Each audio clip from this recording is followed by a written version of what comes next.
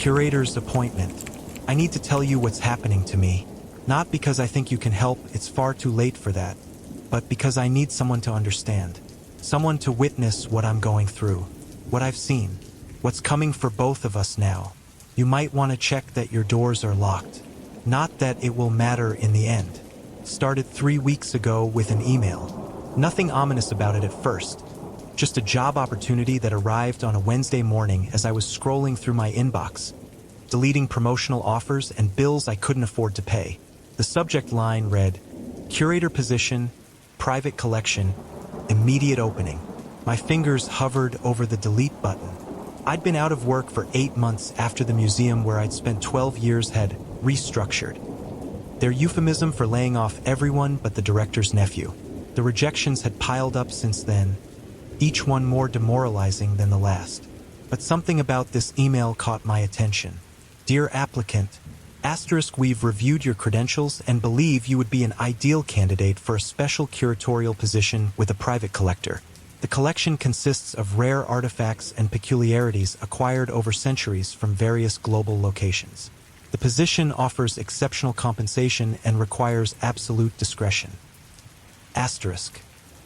If interested, please reply with your availability for an interview at our client's residence.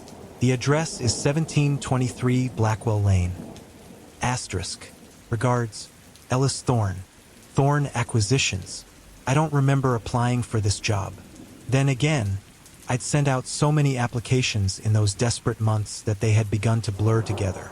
Maybe a recruiter had found my resume online. The message lacked details about the collection, the salary, even the name of the collector. Still, I needed work, and private collections often held treasures that never made it to public institutions. I typed my reply immediately, indicating I was available any day, any time. The response came within minutes, as if someone had been waiting for me specifically. Tomorrow, 3 p.m. Come alone. That should have been my first warning. But desperation has a way of clouding judgment, doesn't it? You understand that, I'm sure. We all make compromises when we're backed into corners. When I arrived at 1723 Blackwell Lane the next day, I found myself standing before a Victorian mansion set back from the road, hidden behind a wall of ancient oak trees. The house was imposing, 3 stories of weathered stone and darkened windows, with a peaked roof that seemed to pierce the cloudless sky. It looked anachronistic among the more modest homes that lined the rest of the street. How had I never noticed this place before? The front garden was immaculately maintained, yet strangely sterile. No flowers, no birds. No insects buzzing around the hedges or butterflies floating between plants.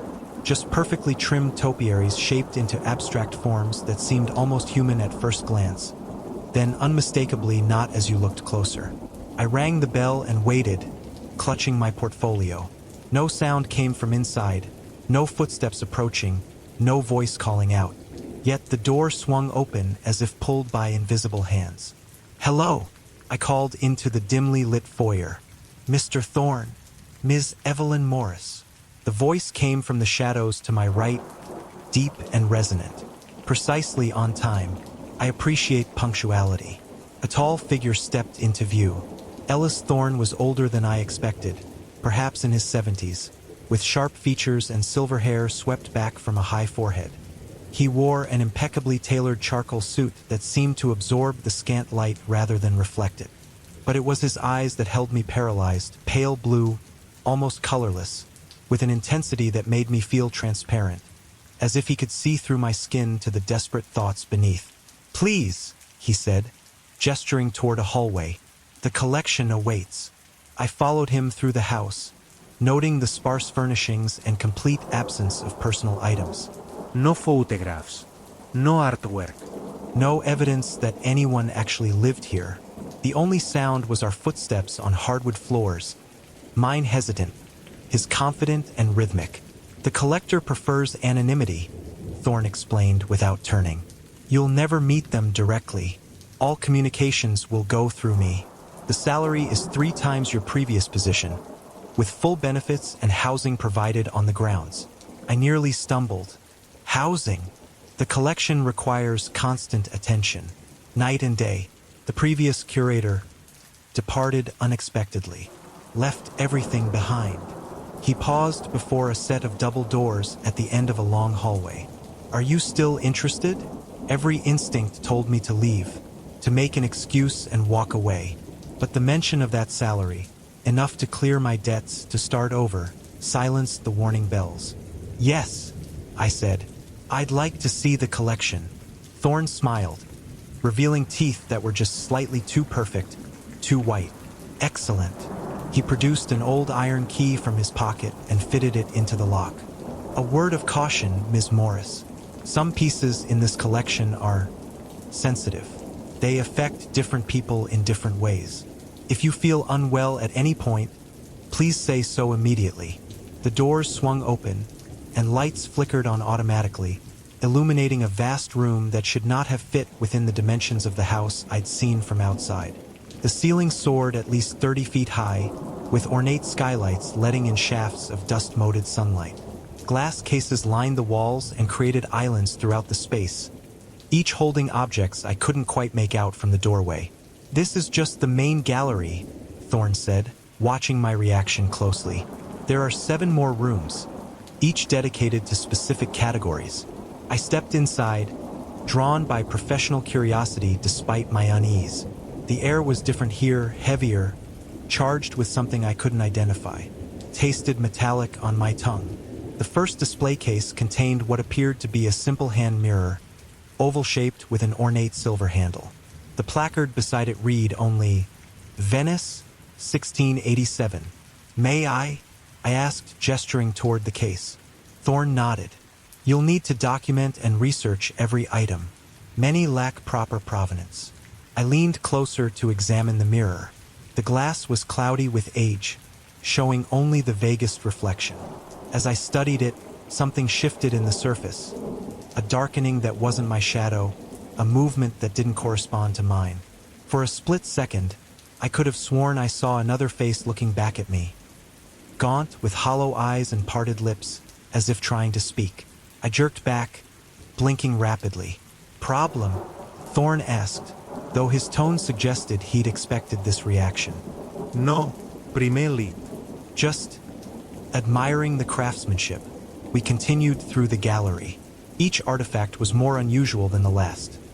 A music box that emitted no sound when wound yet somehow left melodies lingering in my mind hours later. A collection of daggers with blades that seemed to change length depending on the angle of observation. A series of photographs showing the same empty chair taken decades apart, with a barely perceptible dark shape growing more defined in each successive image. One display stopped me cold. A simple wooden doll, crudely carved, with mismatched button eyes and a stitched mouth. The placard read, Unknown Origin, discovered inside the wall of a home in Salem, 1692. As I stared at it, I could have sworn the stitched mouth curved upward into a subtle smile. You feel it, don't you? Thorne asked, standing uncomfortably close behind me. The connection. The collection responds to you. I don't know what you mean, I said, though my pounding heart suggested otherwise. Some people are sensitive to objects that have absorbed experiences. You're one of them. That's why you were chosen. I turned to face him. Chosen?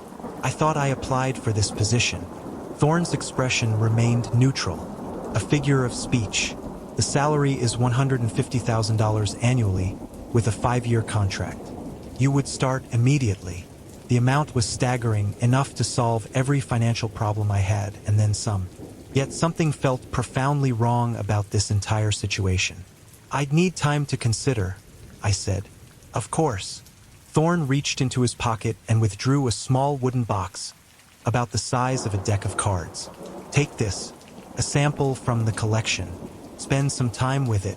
If you find yourself drawn to it, the position is yours. Before I could protest, he pressed the box into my hands. It was surprisingly warm, as if it had been sitting near a fire. Return tomorrow with your decision, he said, already guiding me back toward the entrance. The box will help you choose correctly. I left in a daze, the box clutched tightly in my hands. The drive home passed in a blur of conflicting thoughts. Part of me was already composing a polite rejection email, The collection was fascinating, but there was something unsettling about both it and Thorne himself. Another part calculated what I could do with that salary, how quickly I could rebuild my life. It wasn't until I was safely in my apartment that I examined the box. Made of dark, polished wood with no visible hinges or seams, it felt heavier than its size suggested. A single symbol was carved into the top, a spiral that seemed to draw the eye inward toward its center.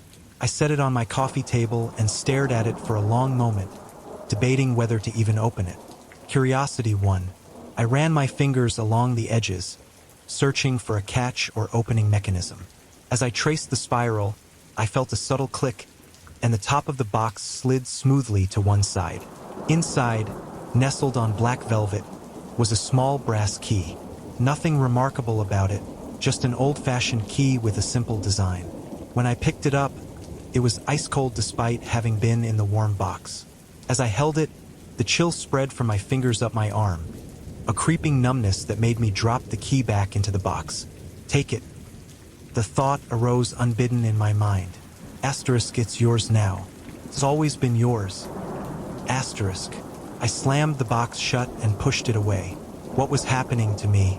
I needed sleep. Time to think clearly without the influence of that strange house and Thorne's intensity.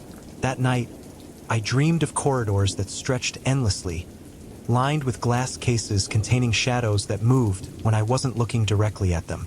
In the dream, I carried the brass key, searching for its lock. Behind me, something followed, something I couldn't see but could feel breathing against the back of my neck. I woke gasping at 3:17 a.m., my sheets soaked with sweat. The wooden box sat on my nightstand, though I distinctly remembered leaving it on the coffee table. Over breakfast, I made my decision. I would return the box, decline the position, and find work elsewhere, even if it meant leaving the field altogether.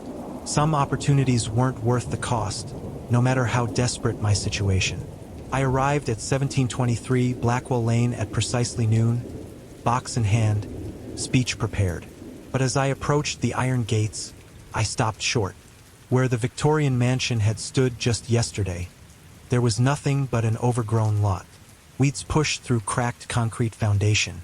A fallen chimney lay in pieces among wild raspberry bushes. The property looked as if it had been abandoned for decades. I stood frozen, trying to process what I was seeing. Had I come to the wrong address? I checked my phone. No, this was 1723 Blackwell Lane. I approached the rusted gate and peered through. There was no sign that the house I'd visited had ever existed. "You looking for something, miss?" I turned to find an elderly man walking a small dog, eyeing me curiously. "The house that was here," I said, gesturing toward the empty lot. "The Victorian. Do you know what happened to it?" He frowned. "Victorian? There hasn't been a house on this lot since the fire in '73. City's been trying to get someone to develop it for years, but no one will touch it."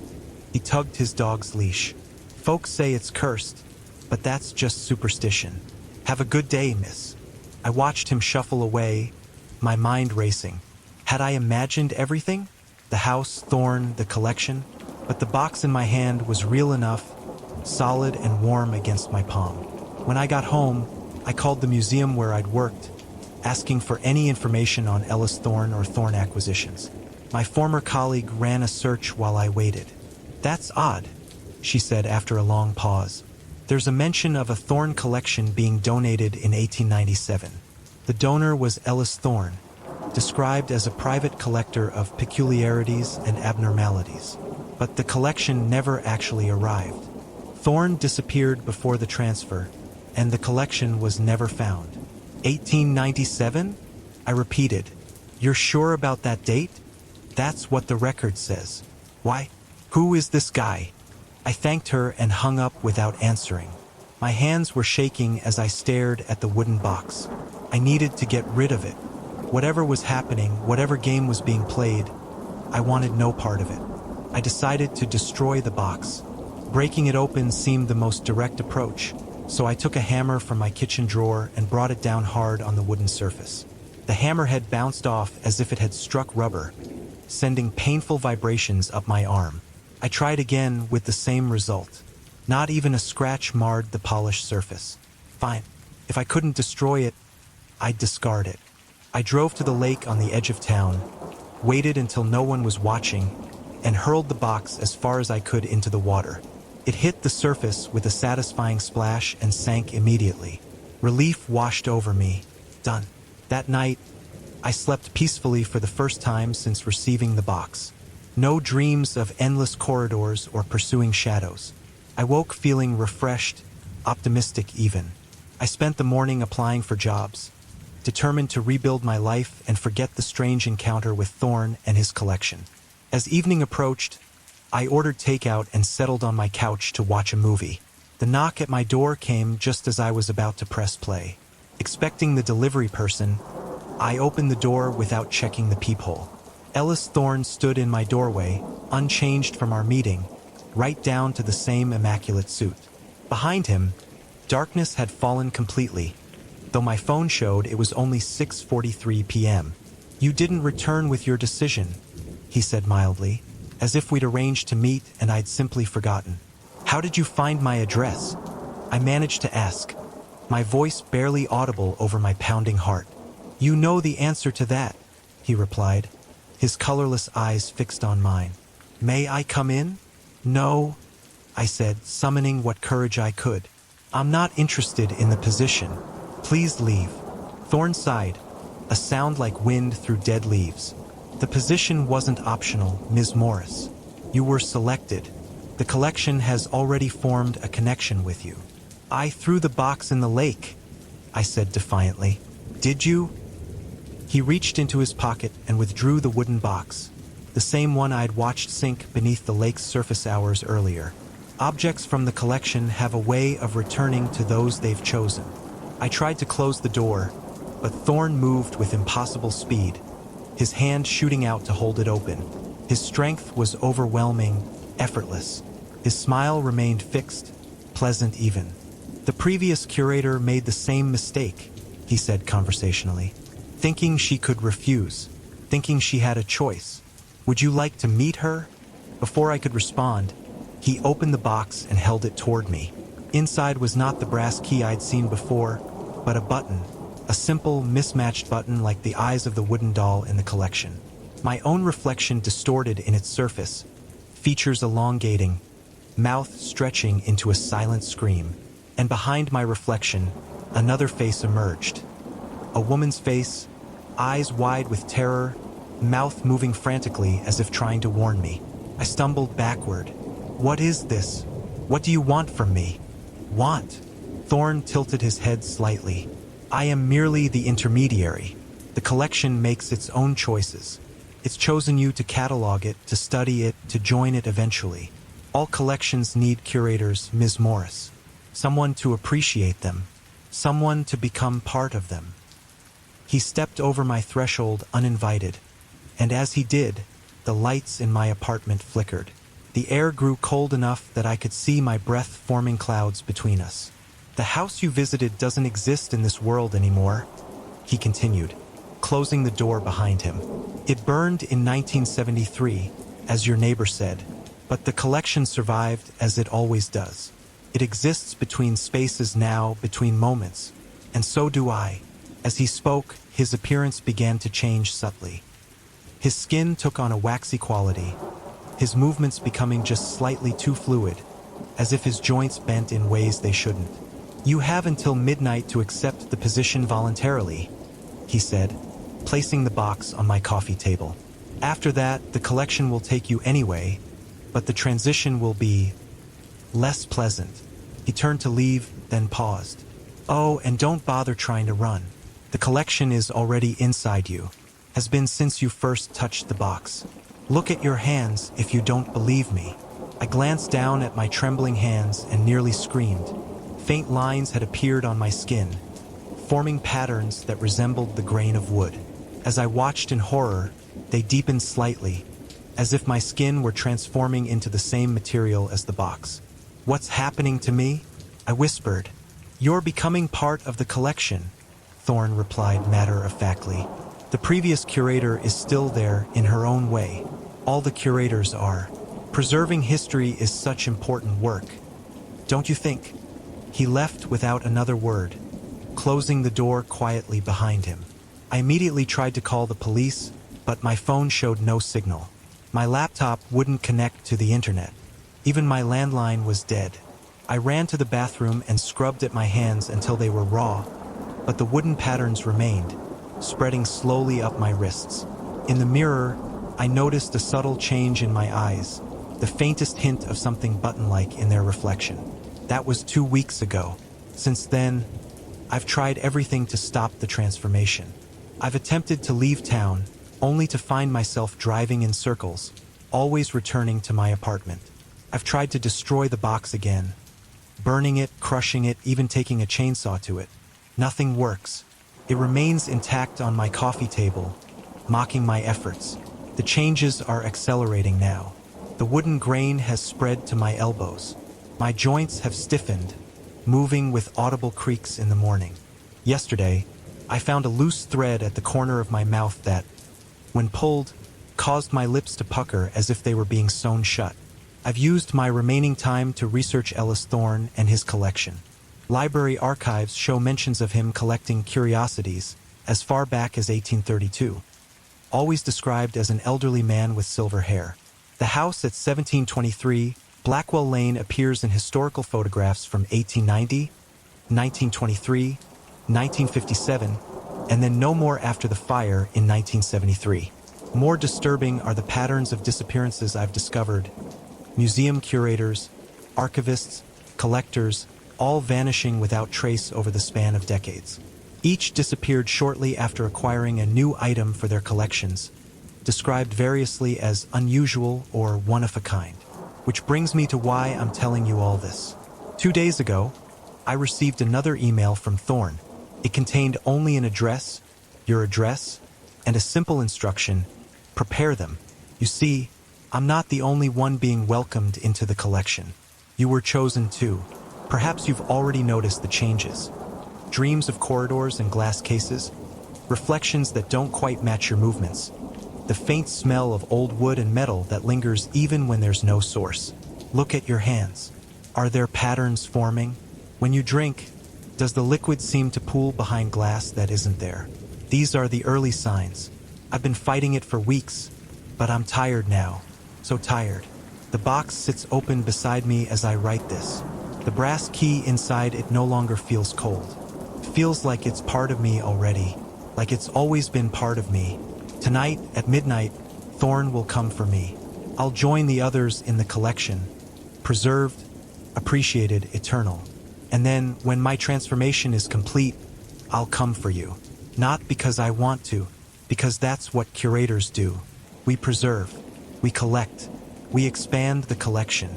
I can feel my fingers stiffening as I write these final words, the skin hardening into polished wood.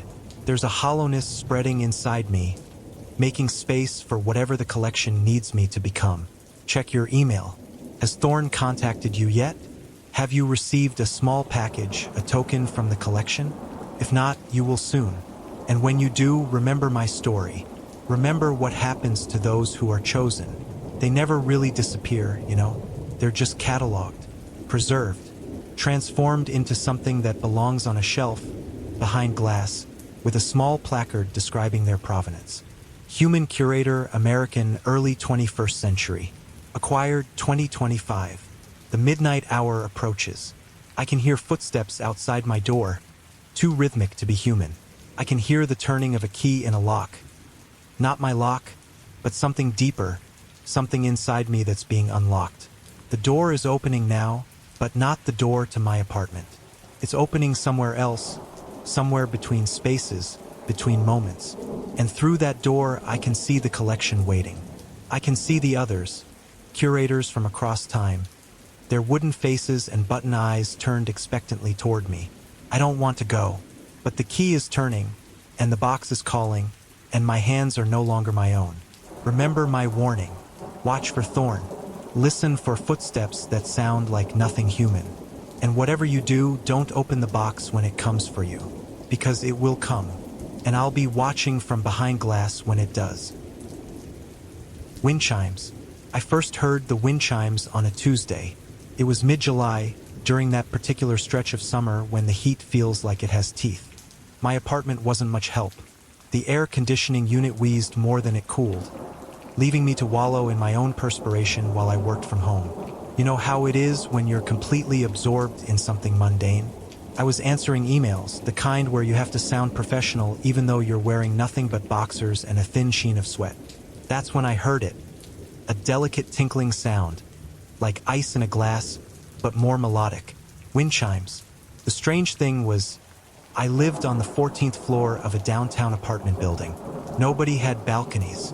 There was nowhere to hang wind chimes. I dismissed it at first. Sound travels strangely in cities, bouncing between buildings like a pinball. But as the day progressed, I kept hearing it. Sometimes louder, sometimes so faint I questioned whether it was there at all.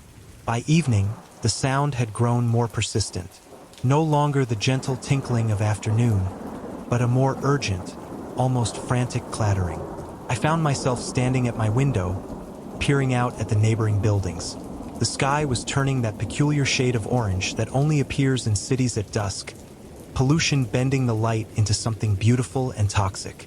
I couldn't see any wind chimes. Not on my building, not on any nearby building.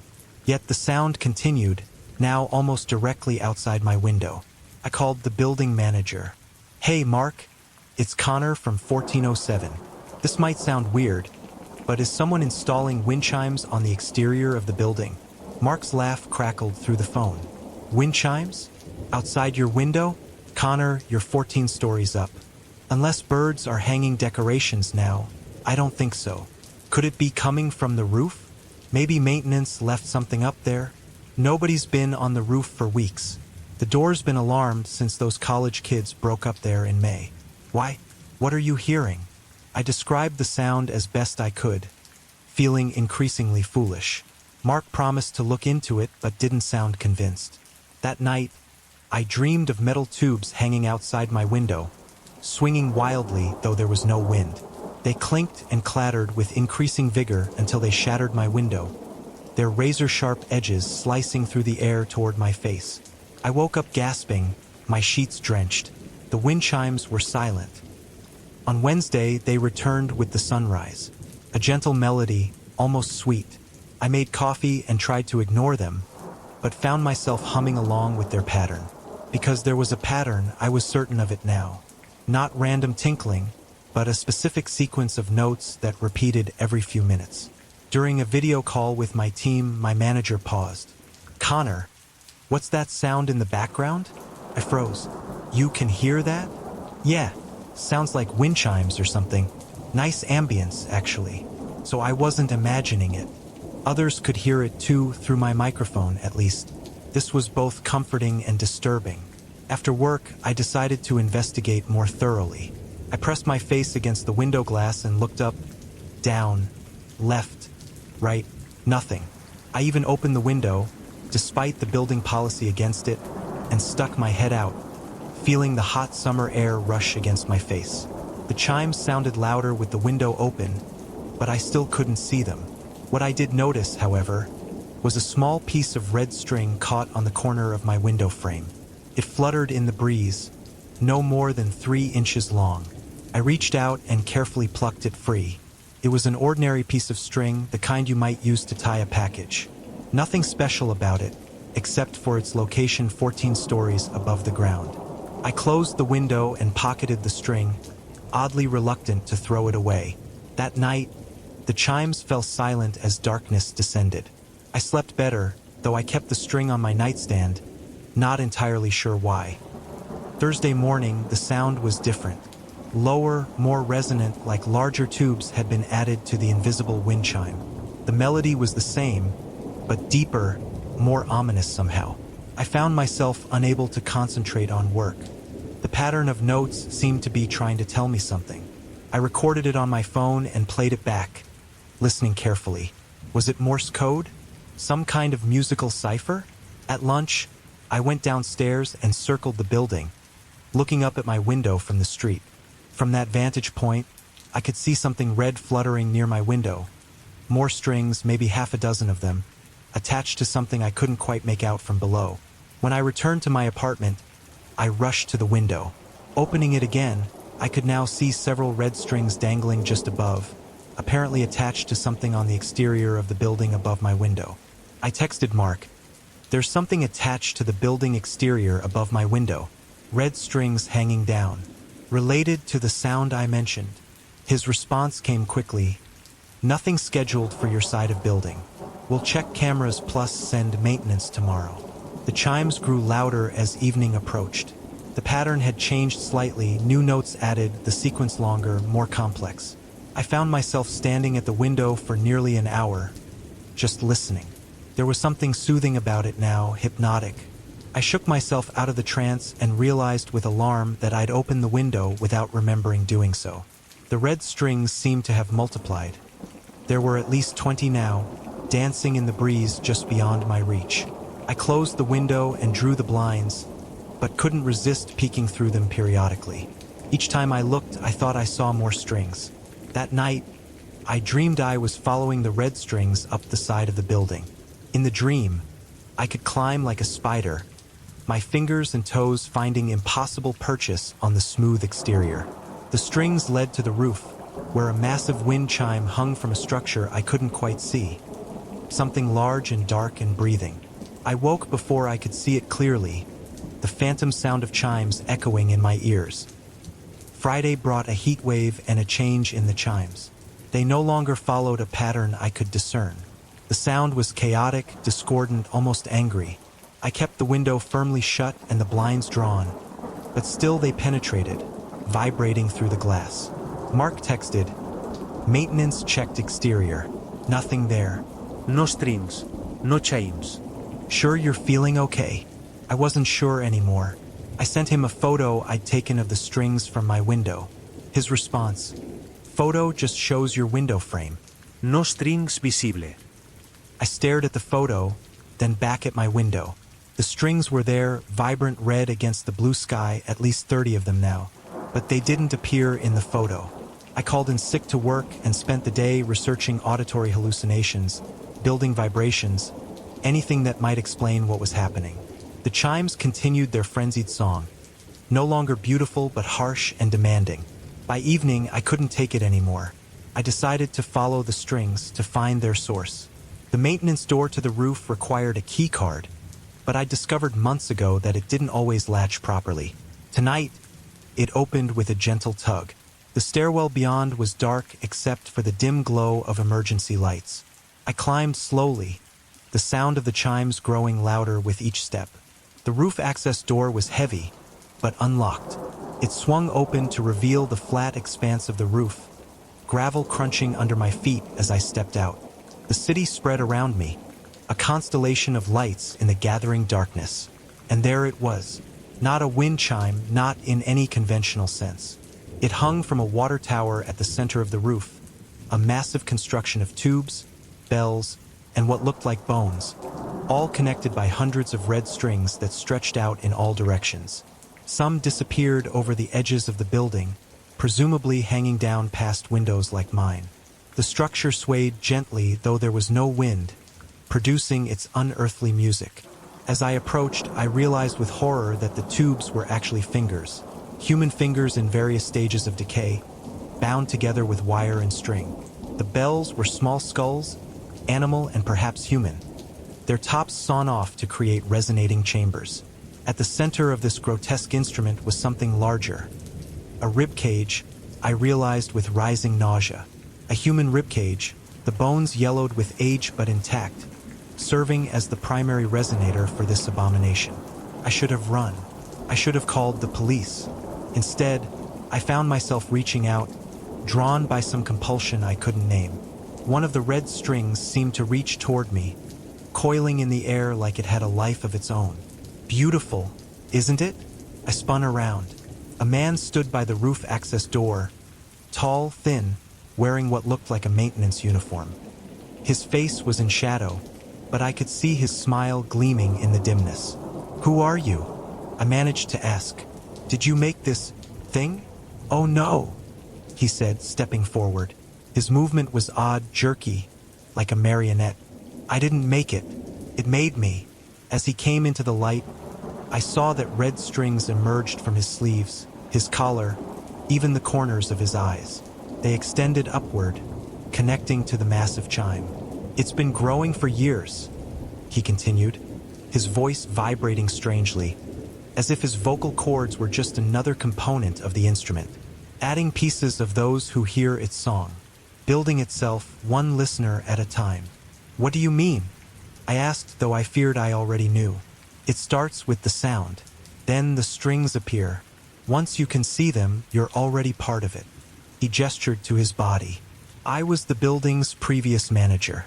Before Mark. It needed me to help it find new material." I backed away, nearly stumbling over the gravel.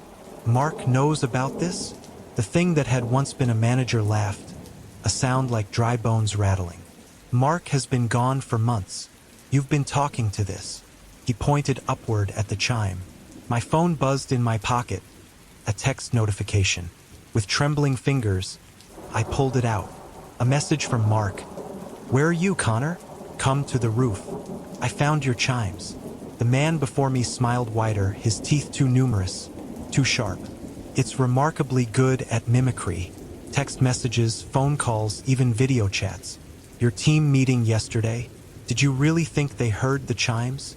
Cold horror washed over me as I recalled my manager commenting on the sound. Had that been real? Had any of my interactions over the past few days been with actual people? I turned to run, but red strings shot from the chime, wrapping around my ankles. I fell hard, the gravel tearing at my palms.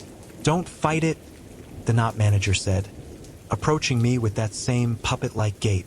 "It's actually quite peaceful once you surrender. You become part of something larger, something eternal." The strings were climbing up my legs now, surprisingly warm, almost comforting despite my terror. I struggled, but each movement seemed to attract more strings, coiling around my arms, my torso. "What is it?" I gasped, still fighting as the strings began to tighten. Some call it a psychopomp, others a harvester. I think of it as a collector. He knelt beside me, strings visibly moving beneath his skin like worms. It collects experiences, memories, souls, if you believe in such things. It has existed in many forms throughout history. Wind chimes are just its current preference. A string brushed my cheek, featherlight. Another traced my lips.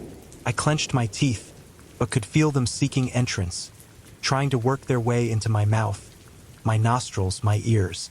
"Why me?" I managed to ask. "Why anyone? You heard it. You were curious. That's all it takes." He stood again. "But if it helps, you'll serve a purpose. Your bones will make beautiful music." I screamed then, a desperate primal sound.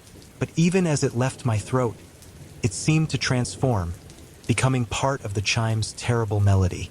The strings were everywhere now, binding me, constricting. I could feel them working their way under my skin, searching for my bones, my organs. The pain was exquisite, transcendent. The chime's song reached a crescendo as the first of my fingers was pulled free, the tendons snapping like guitar strings. "You've been hearing it too, haven't you? That faint tinkling sound, just at the edge of perception. You've been trying to place it since this story began. Is it coming from outside? From a neighbor's apartment? Or perhaps from somewhere inside your own home? It's too late now. The strings have already found you. They've been wrapping around you, gossamer thin and blood red, as you listen to my story. Can you feel them? That slight pressure around your ankles, your wrists, your throat? Don't look for them yet. It won't help. Once you acknowledge them, once you truly see them, the process accelerates. I'm not Connor anymore, not really. I'm just another note in an endless song, a single bone in a growing instrument. My story is bait, you see, words carefully crafted to keep you listening long enough for the strings to take hold. The chime uses many lures. For some, it's the sound itself. For others, a story about the sound. For you, well, here we are. Even now, the strings are tightening, preparing to pull you toward the nearest rooftop, the nearest high place where the chime can reach you properly. Don't worry about how to get there. Your body will know the way even if your mind resists. Listen closely. The chimes are no longer outside. They're coming from inside you, vibrating along your bones, transforming you note by note. Your contribution to the melody will be unique, special. There's a hollow space in the chime that only your skull can fill. Can you hear how beautiful it's becoming? How complete? Just one more piece. Just one more listener. Just you.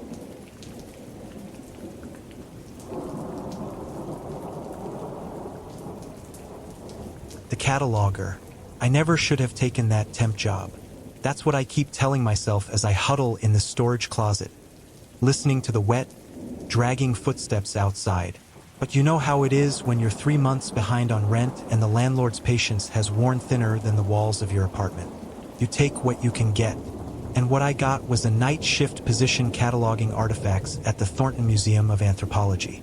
A simple inventory job, the listing said, perfect for students or night owls. The pay was decent, the hours worked with my insomnia, and the museum was only a 20-minute walk from my place. When I got the call that I'd been hired, it felt like luck. Funny how that works, isn't it? What feels like luck turning out to be the exact opposite. You've probably walked past the Thornton a dozen times without noticing it. It's one of those old stone buildings tucked between modern high-rises. Easy to miss unless you're specifically looking for it. Small, privately funded, specializing in culturally significant artifacts from indigenous peoples around the world. That's how Dr. Marigold described it when I arrived for my first shift 3 nights ago. Dr. Eleanor Marigold. If I make it out of here alive, I'm going to make it my mission to find her. To make her explain what she's done, what she knew. But I'm getting ahead of myself. You need to understand how this happened. How I ended up here. How you ended up here with me. Because make no mistake, now that you're listening, you're part of this too. My first night started normally enough. Dr. Marigold met me at the staff entrance, a small metal door at the back of the building. She was older than I expected, maybe in her 70s, with silver hair pulled back in a severe bun and wire-rimmed glasses perched on her nose. Despite her age, she moved with purpose as she led me through the darkened museum. We're in the process of digitizing our entire collection, she explained, her voice echoing slightly in the empty halls.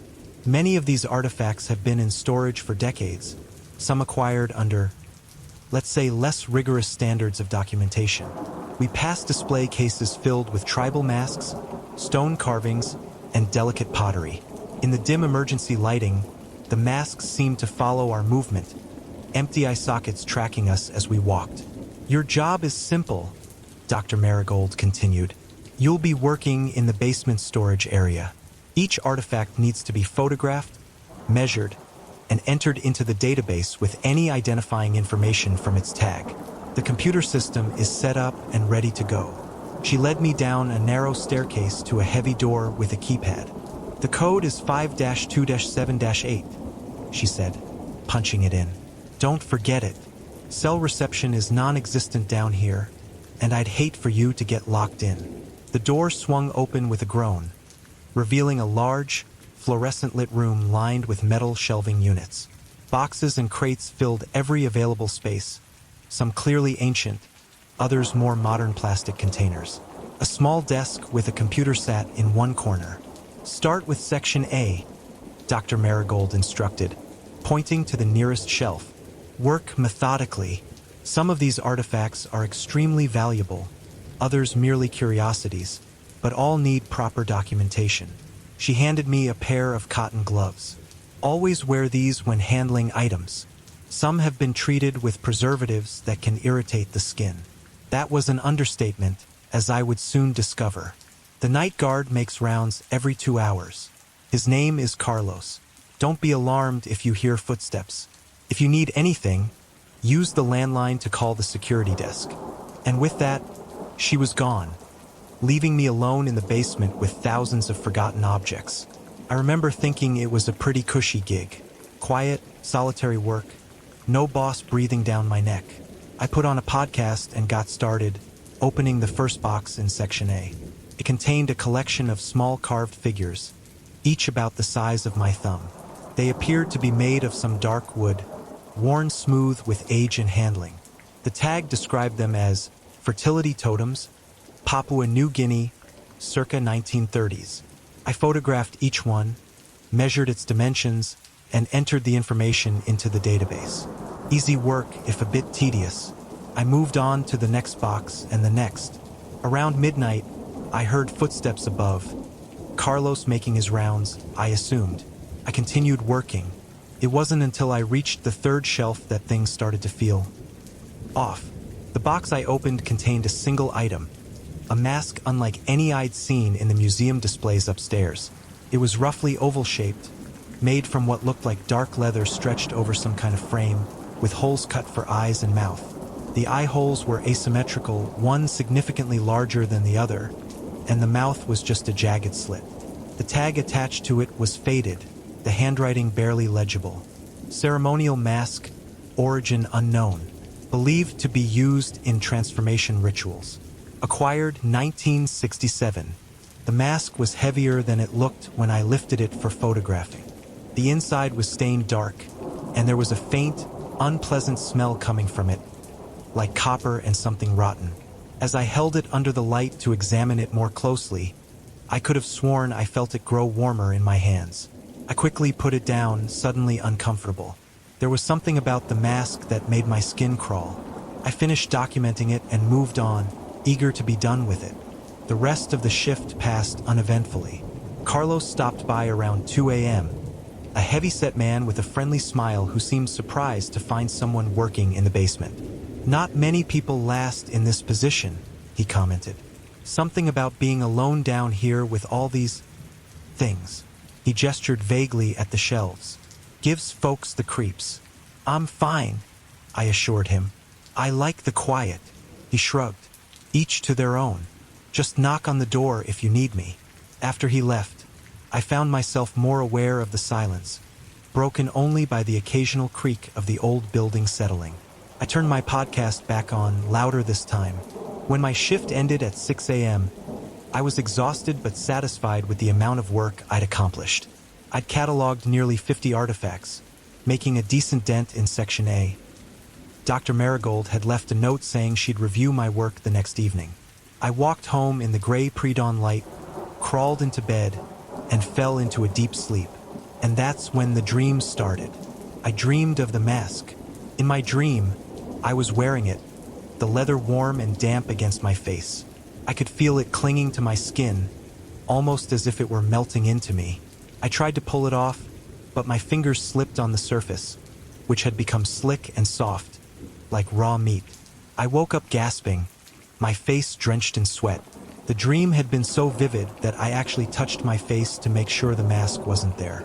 For a moment, I thought I could still smell that copper rot odor, but it faded as I became fully awake. Just a nightmare, I told myself, probably triggered by working around all those tribal artifacts. I spent the day trying to shake off the unease the dream had left me with. By the time I returned to the museum that evening, I had almost convinced myself it was nothing. Dr. Marigold was waiting for me, reviewing my work from the previous night on the computer.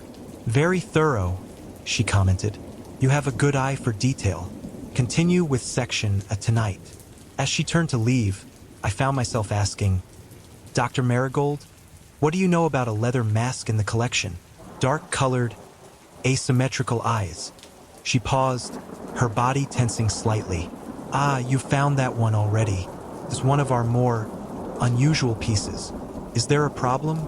"No," I said quickly. "Just curious." The tag didn't have much information. "Yes, well, many of our older acquisitions came with limited provenance." Her voice was casual, but her eyes were sharp behind her glasses. "Best not to dwell too much on individual items. You have a lot to get through." With that, she left, her footsteps quick and sharp on the stairs.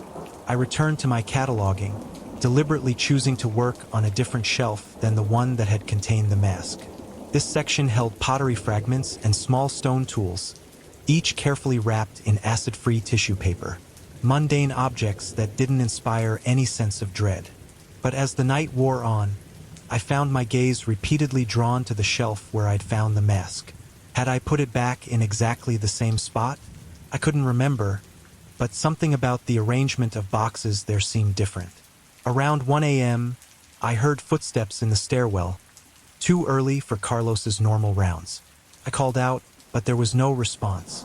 The footsteps continued, slow and deliberate, but no one appeared at the door. Then they stopped, directly above my head, though I knew there was nothing but solid ceiling there. My heart raced as I stared upward. The fluorescent lights flickered once, twice, and then steadied. The silence that followed was somehow worse than the footsteps.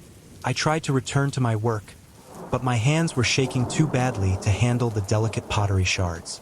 After a few minutes with no further sounds, I convinced myself it must have been the building settling or some kind of echo from another part of the museum.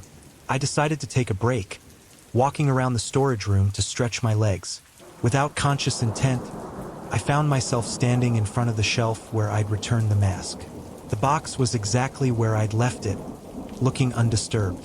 Just to reassure myself, I opened it. The mask was gone. I searched the entire box, then the surrounding boxes, thinking I might have misremembered where I'd put it. Nothing. The mask had vanished. My first thought was that Dr. Marigold had removed it for some reason, but why wouldn't she have mentioned it? My second thought was less comfortable. What if someone else was in the storage room with me? I did a quick but thorough search of the basement. It wasn't a huge space, and there weren't many places someone could hide. I was alone, at least that's what all visible evidence suggested. When Carlos made his rounds at 2 a.m., I casually asked if anyone else had access to the basement storage. Just Dr. Marigold and the curator, Dr. Hoffman, but he's been on sabbatical for months, Carlos said. Why? Something missing. I considered telling him about the mask but decided against it. It sounded silly to be so concerned about a single missing artifact in a room full of thousands. No, just wondering about the security. I lied. Carlos gave me an odd look. Place is locked up tight. Nobody gets in or out without passing the security desk or using a key card. After he left, I tried to focus on my work, but my mind kept circling back to the missing mask. By the time my shift ended, I'd cataloged far fewer items than the night before. I asked Dr. Marigold about the mask when she arrived in the morning. Did you remove an item from Section A? A leather mask. Her expression was unreadable. No. All items should remain in place until fully cataloged. It's not there, I insisted. I checked thoroughly. She frowned. I'll look into it. Perhaps it was misplaced during previous inventory attempts. She paused, studying my face. You look tired. Is everything all right?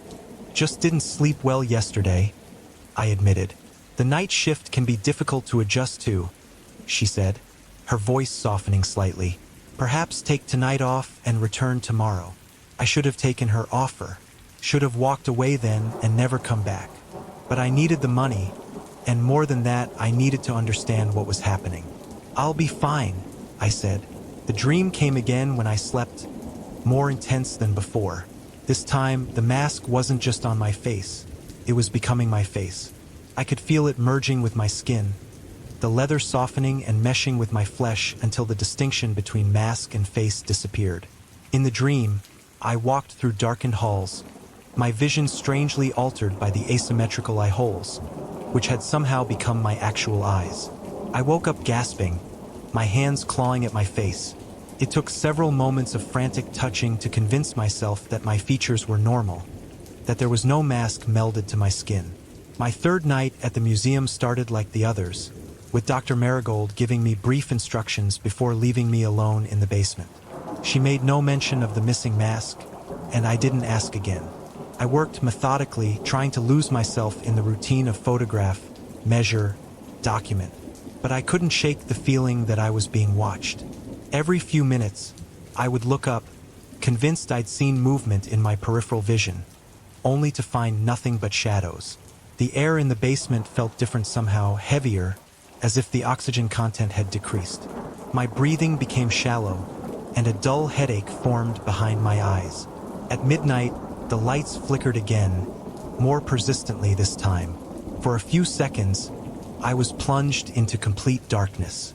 When the lights came back on, I could have sworn the arrangement of boxes on the shelves had shifted, ever so slightly. That's when I noticed the smell. That same copper rot odor from the mask, but stronger now, permeating the entire room. I looked around, trying to locate the source, and my eyes were drawn to a dark stain on the concrete floor that I was certain hadn't been there before. It looked like liquid, black in the harsh fluorescent lighting, spreading in a slow puddle from beneath one of the shelving units. I approached cautiously, covering my nose against the stench. Using a pen from the desk, I reached out to touch the substance. It was warm and viscous, sticking to the pen like syrup.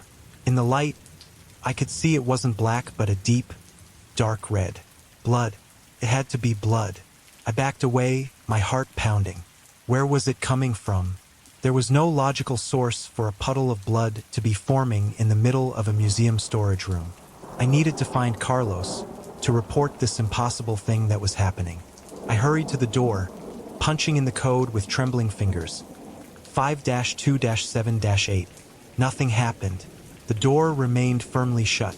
I tried again, more carefully this time. 5-2-7-8. Still nothing. Panic rising, I picked up the landline phone to call the security desk. Dead silence. No di alto un. That's when I heard it. A wet, dragging sound, like something heavy being pulled across the floor. It was coming from behind the furthest shelving unit, in the darkest corner of the room. Carlos, I called, my voice weak and unconvincing even to my own ears. Is someone there? The dragging stopped, replaced by a silence so absolute it seemed to have physical weight. Then, slowly, deliberately, it started again, moving closer. I backed toward the desk, looking for anything that could be used as a weapon. There was nothing but a stapler and some pens. The dragging sound stopped again, just on the other side of the metal shelves. I held my breath, blood roaring in my ears. A hand appeared, gripping the edge of the shelf. Not a normal hand, the fingers were too long, the joints bent at impossible angles. The skin had the dark, stretched appearance of the leather mask. I didn't wait to see what kind of body the hand was attached to. I ran, weaving through the maze of shelving units, looking for somewhere to hide. The storage room suddenly seemed much larger than I remembered. The rows of shelves extending far beyond what should have been possible in the basement of the modestly sized museum. The lights began to flicker more violently, and in the strobing effect, I caught glimpses of movement between the shelves. Dark shapes shifting and sliding, always just at the edge of my vision. I found a small supply closet at the back of the room, threw myself inside, and pulled the door shut behind me. There was barely enough space for me to sit with my knees drawn up to my chest. Through a crack in the door, I could see a portion of the main room, now in near darkness as most of the lights had failed. The dragging sound continued, moving methodically up and down the aisles, as if searching. Occasionally, it was joined by a wet, rattling breath that made my skin crawl, and then I saw it, or part of it, as it passed by my hiding spot. In the dim light, I could make out a figure that appeared to be wearing the leather mask. But the mask now covered an impossibly elongated head, the asymmetrical eye holes glowing faintly with a yellowish light. The body was hunched and distorted, moving in a broken, jerky gait that seemed to defy the normal limitations of joints and muscles. It paused near my closet, and I held my breath, afraid that even the sound of my racing heart might give me away. The masked head turned slowly, the larger eye hole seeming to stare directly at my hiding place. For an agonizing moment, it remained there, unmoving. Then, as if losing interest, it continued its search elsewhere. I stayed frozen in the closet, listening to the creature move around the storage room. Eventually, the sounds grew distant, and I allowed myself to breathe again. That's when I noticed the small box tucked into the corner of the closet. It was old, made of dark wood with intricate carvings covering its surface. Something about those carvings pulled at my attention, making it difficult to look away once I'd noticed them.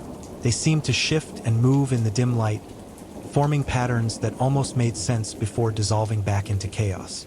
I shouldn't have touched it. I knew that even then, but my hands seemed to move of their own accord, reaching for the box, opening the simple brass latch.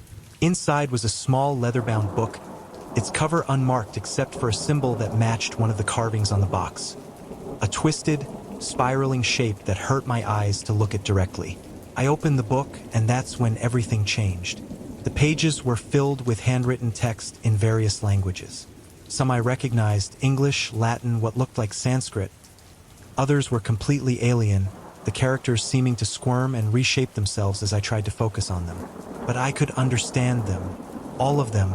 The knowledge flowed into my mind as if it had always been there, just waiting to be accessed.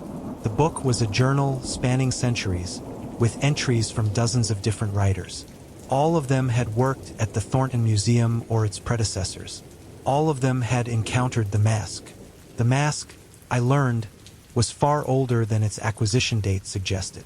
It had been found in a sealed chamber beneath a temple complex in southern Turkey, along with the box and journal I now held.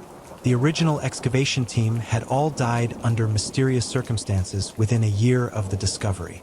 The mask wasn't just a ceremonial object, it was a vessel, a doorway of sorts. The entity that came through that doorway needed a host, a face to wear. Once it had been invited in, it would never leave willingly. And I had invited it, hadn't I? By my interest, by my dreams, by my fear. All of it had been a form of invitation. The journal documented previous encounters, previous hosts. Some had fought the possession, others had embraced it. The outcomes varied, but one thing remained constant. The entity always needed new faces, new masks to make. It harvested them from the living. The last entry was dated just 3 weeks ago, written in a shaky hand I recognized as Dr. Marigold's. The hunger grows stronger. I cannot contain it much longer. A new cataloger has been hired. May God forgive me. The realization hit me like a physical blow. Dr. Marigold hadn't hired me to inventory artifacts. She'd hired me as a sacrifice, a new host to take her place, a new face for the thing that had been wearing hers. As if summoned by my understanding, the dragging footsteps returned, closer now. I clutched the journal to my chest, my mind racing. There had to be a way out, some means of escape or banishment described in these pages. I flipped frantically through the book, looking for anything that might help. Near the end, I found a ritual, a way to bind the entity back into the mask temporarily, buying enough time to destroy it properly. But it required blood, quite a lot of it. The footsteps stopped directly outside the closet door. A long shadow fell across the crack, blocking what little light had been coming through. The door began to open slowly, inevitably. And that's where we are now, you and I, hiding in this closet, with that thing just outside, wearing what's left of Dr. Marigold's face stretched over its unknowable form. I can hear you breathing, even over the sound of my own terrified gasps. I can hear your breath, feel your presence beside me in this impossible space that shouldn't be big enough for 2 people. But we're not 2 people, are we? There's just me and the journal, me and the knowledge of what needs to be done. The entity doesn't just need a face, it needs witnesses, observers to make its transition complete.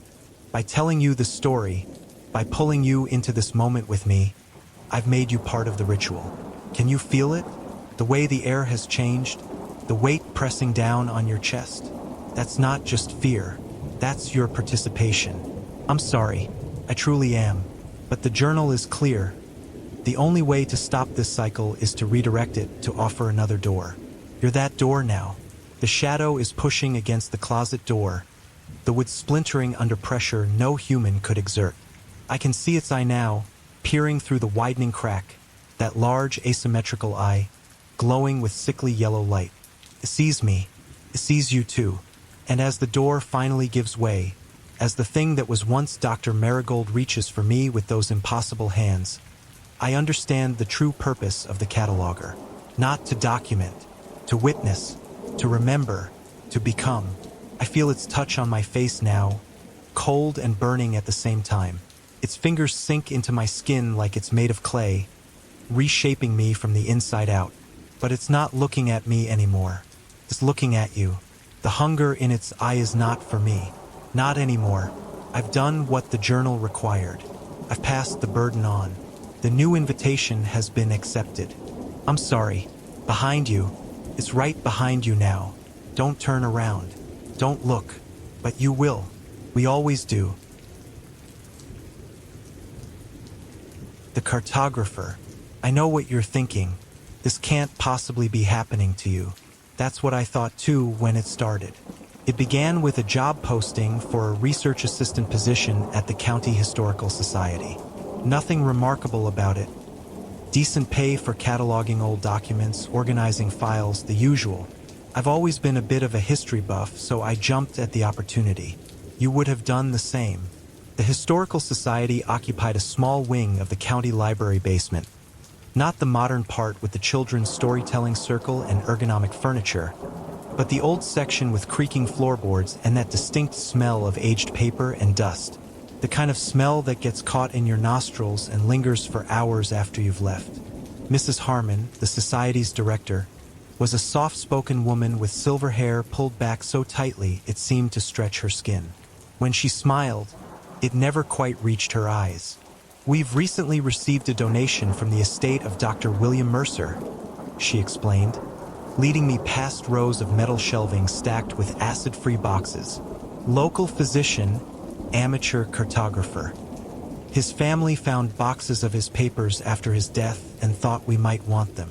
She stopped at a small workstation where several cardboard boxes were stacked. "Your job is simple. Sort, catalog, digitize what's worth keeping." I remember thinking how straightforward it all seemed. Just me, alone in the basement with these dusty papers for the summer. Perfect for an introvert like me who preferred the company of history to people. The first few days were uneventful. Dr. Mercer had been meticulous in his record-keeping, patient logs from his 50 years of practice, journals filled with observations about the changing landscape of our county, and dozens of hand-drawn maps.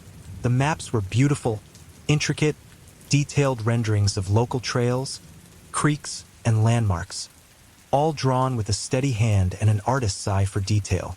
It was on day 4 when I found the first odd map. At first glance, it appeared to be like the others, the familiar outline of our county's boundaries, the winding river that cuts through downtown, the sprawling forest preserve to the north. But as I examined it closer, I noticed subtle differences. Streets that didn't exist, buildings where there should be parks, and in the margin, written in a tight, cramped script, iteration number 1 failed. I set it aside, figuring it was a planning map for some development project that never materialized. The next day, I found another unusual map. This one showed the same area but with different changes, different streets, different buildings. Iteration number 2 failed. It read, by the end of the week, I had discovered 17 maps, each labeled as a failed iteration. With each one, the differences became more pronounced, more impossible. Iteration number 8 showed massive circular structures where our downtown should be. Iteration number 12 depicted the river flowing backward. Iteration number 15 had strange symbols instead of street names. That Friday, Mrs. Harmon stopped by to check on my progress. "Finding anything interesting?" she asked, her eyes scanning the organized stacks on my desk. I hesitated, then showed her one of the strange maps. "Do you know what these iteration notes mean?" Something flickered across her face. So brief I almost missed it. Was it concern? Fear? Dr. Mercer was eccentric in his later years, she said carefully. These must be from after his retirement. Just file them with the others. But her reaction only piqued my curiosity. That weekend, I couldn't stop thinking about those maps. What if they weren't just the fantasies of a retired doctor with too much time on his hands? What if they meant something more? Monday morning, I arrived early. Mrs. Harmon wouldn't be in until noon, giving me ample time to search through the remaining boxes without interruption. In the third box, beneath a stack of medical journals, I found a leather-bound notebook. The spine cracked as I opened it, releasing the scent of old leather and something else, something medicinal. The journal contained Dr. Mercer's personal notes spanning his final years. Most entries described mundane events, garden progress, visits from his children, weather observations. but scattered throughout were references to his cartographic experiments. May 15, 2008. Another failure. The changes remain temporary. Reality snaps back within 24 hours, sometimes violently. Mrs. Keller's cat disappeared during this iteration. Found it 3 days later in her chimney, though she swears it was bricked up years ago. Asterisk. August 3rd, 2008. The chalk mixture needs something more. Blood seems to stabilize the effect, but only my own. Tried using animal blood, ethical concerns aside, but the map reverted within hours. Is it the intent that matters? The connection between cartographer and creation. Asterisk. October 17th, 2008. Breakthrough. The map held for 3 days. The pond behind the Richardson place now permanently flows clockwise. Small change, but permanent. Key seems to be precision of intent and complete visualization during the drawing process. Asterisk. My hands trembled as I read. This couldn't be real. Dr. Mercer had clearly lost his mind in his final years, believing he could alter reality by drawing maps. But what if he hadn't? The last entry, dated just days before his death according to the obituary I'd found earlier, read, December 4th, 2010. I've gone too far. The boundary between representation and reality has thinned beyond recovery. They're coming through now. I see them at night, moving between the places I've created and the real world. They know I'm responsible. Final map completed and hidden. God forgive me. Asterisk. I closed the journal, feeling cold despite the basement's stuffiness. Logic told me I was reading the delusions of a brilliant but troubled mind. Yet something deeper, more primal, whispered that I had stumbled onto something dangerous. That night I dreamt of maps that breathed, that pulsed with life. I woke in a cold sweat, sheets tangled around my legs.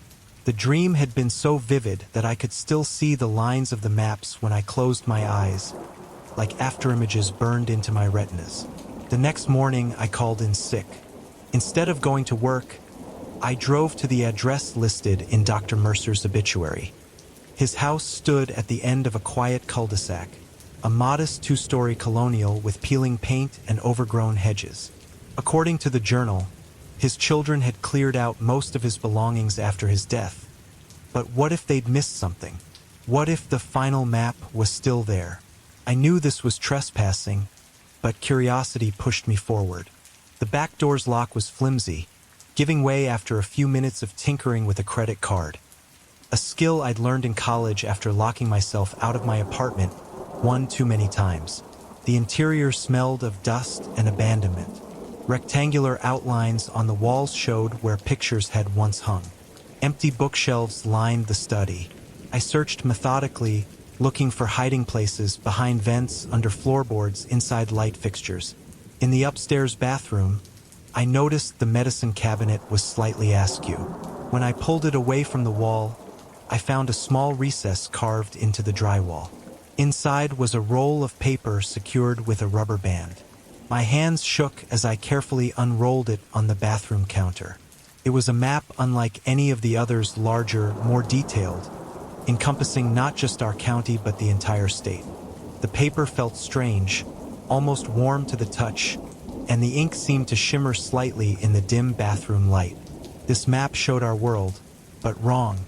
Rivers diverted, cities relocated or erased entirely, vast structures where there should be nothing but farmland.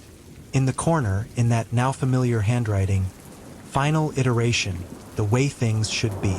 As I studied it, I noticed something that made my blood freeze. There, in the center of what should be our town, was a small red X labeled with my full name. The sound of a car pulling into the driveway snapped me back to reality. I quickly photographed the map with my phone, rolled it up, and returned it to its hiding place. I slipped out the back door just as I heard keys jingling at the front. That night, I pored over the photos of the map, comparing it to actual maps of our area. The differences were fascinating and terrifying. According to Mercer's map, The highway that runs north of town should cut directly through it. The lake should be half its actual size, and the hospital should be located on what is currently an empty field. I fell asleep at my desk and dreamed of standing at a crossroads I didn't recognize. A figure approached from the distance, tall, thin, moving with an unnatural gait. As it got closer, I realized it wasn't walking on the road but hovering slightly above it. Its face was blank, featureless except for a wide, too large mouth. "Cartographer," it whispered, though the mouth didn't move. "We've been waiting for you to find it." I woke with a start, heart pounding. The sun was just rising, casting long shadows across my apartment. Something felt different, though I couldn't immediately identify what. I made coffee, trying to shake off the lingering unease from the dream. It wasn't until I was driving to work that I noticed the first change. The intersection of Maple and Fifth. I'd driven through it thousands of times. But now, instead of the gas station that had always been on the corner, there was a small park with a fountain. I pulled over, hands shaking on the steering wheel. This wasn't possible. I was just confused, misremembering. But no matter how hard I tried to recall, I couldn't picture the gas station that should be there. Yet I knew with absolute certainty that there had never been a park at this intersection before today. At work, I tried to focus on cataloging, but my mind kept returning to the map. To Dr. Mercer's journal entries about reality snapping back, about changes becoming permanent. What if he hadn't been delusional? What if he had found a way to alter reality? And what if, by finding his map, I had somehow activated it? That evening, I noticed more changes. Subtle at first, the color of the library's exterior was now a pale blue instead of tan. The one-way street outside my apartment now ran in the opposite direction. But as the week progressed, the alterations became more significant. An entire strip mall appeared where I was certain there had been only an empty lot. The river that had always flowed straight through downtown now curved sharply to the east. Most disturbing of all, no one else seemed to notice. When I mentioned the new park to a coworker, she looked at me strangely and said it had been there for years. When I commented on the river's unusual path to my neighbor, he shrugged and said, "It's always bent around the old mill district." Was I losing my mind? Or was reality itself being rewritten around me? I became obsessed with documenting the changes. I created my own map, marking each alteration I noticed. By the end of 2 weeks, my map was covered in red annotations. The world I knew was disappearing, replaced by Dr. Mercer's final iteration. And then the dreams intensified. The same figure appeared each night, sometimes joined by others, similarly distorted, similarly wrong. They never spoke directly to me anymore, just watched from a distance, their eyeless faces somehow conveying hunger, anticipation. "The cartographer is awakening," they'd whisper to each other. "Soon the way will be open." I began to notice them during waking hours too, glimpsed from the corner of my eye, standing motionless in shadows or reflected in windows. When I turned to look directly, they were gone. But I could feel them watching, waiting. One night, unable to sleep, I returned to Dr. Mercer's house. I needed to understand what was happening, what he had unleashed, what I had continued. The house felt different this time. Colder, with shadows that seemed to move independently of their sources. The map was still in its hiding place, but now the paper was warm to the touch, almost hot, and the ink definitely moved, flowing like liquid mercury across the page. As I unrolled it on the bathroom counter, I noticed new details that hadn't been there before. The red X with my name had grown, spreading like a bloodstain, and scattered across the map were dozens of thin black lines, like cracks in reality itself. I heard something then, a soft shuffling sound from downstairs. Footsteps, but wrong somehow, a rhythmic, too light and too heavy simultaneously. I quickly took new photos of the map, noticing that where my fingers touched the paper, they left ghostly impressions that slowly faded. The footsteps grew closer. I returned the map and pressed myself against the wall beside the bathroom door, hardly daring to breathe. Through the crack, I saw something move past in the hallway. A distorted, elongated shadow that couldn't possibly belong to any human. Cartographer, came the whisper, so close it might have been inside my own head. We're hungry. We need more space. More reality. I waited, frozen, until the presence moved away, then slipped out of the bathroom and down the back stairs. As I reached for the door handle, my phone buzzed loudly in my pocket. The thing upstairs made a sound, part shriek, part laugh, and I heard it rushing toward the stairs. I ran, not stopping until I reached my car, the sound of inhuman footsteps pounding in my ears long after I'd left the house behind. The next day, the changes accelerated. Streets rearranged themselves during my morning commute. Buildings shifted function and appearance. The sky itself seemed different, slightly greener than the blue I remembered, and the cracks I'd seen on the map began appearing in reality. At first, they were easy to dismiss, unusual shadows, tricks of the light, but soon they became unmistakable. Dark fissures hanging in midair, sometimes widening momentarily to reveal something beyond. Landscapes that obeyed different laws of physics, skies filled with impossible geometries. From these cracks, I occasionally glimpsed the watchers, the faceless figures from my dreams. Sometimes just a hand would emerge, long-fingered and jointed in too many places, reaching out before withdrawing. Sometimes I'd see just a mouth, stretching wider than any human mouth should, revealing teeth like broken glass. Mrs. Harmon stopped me as I was leaving work that evening. "Are you feeling well?" she asked, her eyes searching my face. "You seem distracted lately." I'm fine, elite. "Just not sleeping well." She nodded slowly. "I noticed you've been quite interested in Dr. Mercer's papers. Did you find something unusual?"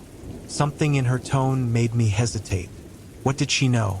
"Just trying to understand his organizational system," I said carefully. "Of course." Her smile was tight, controlled. His system was quite unique.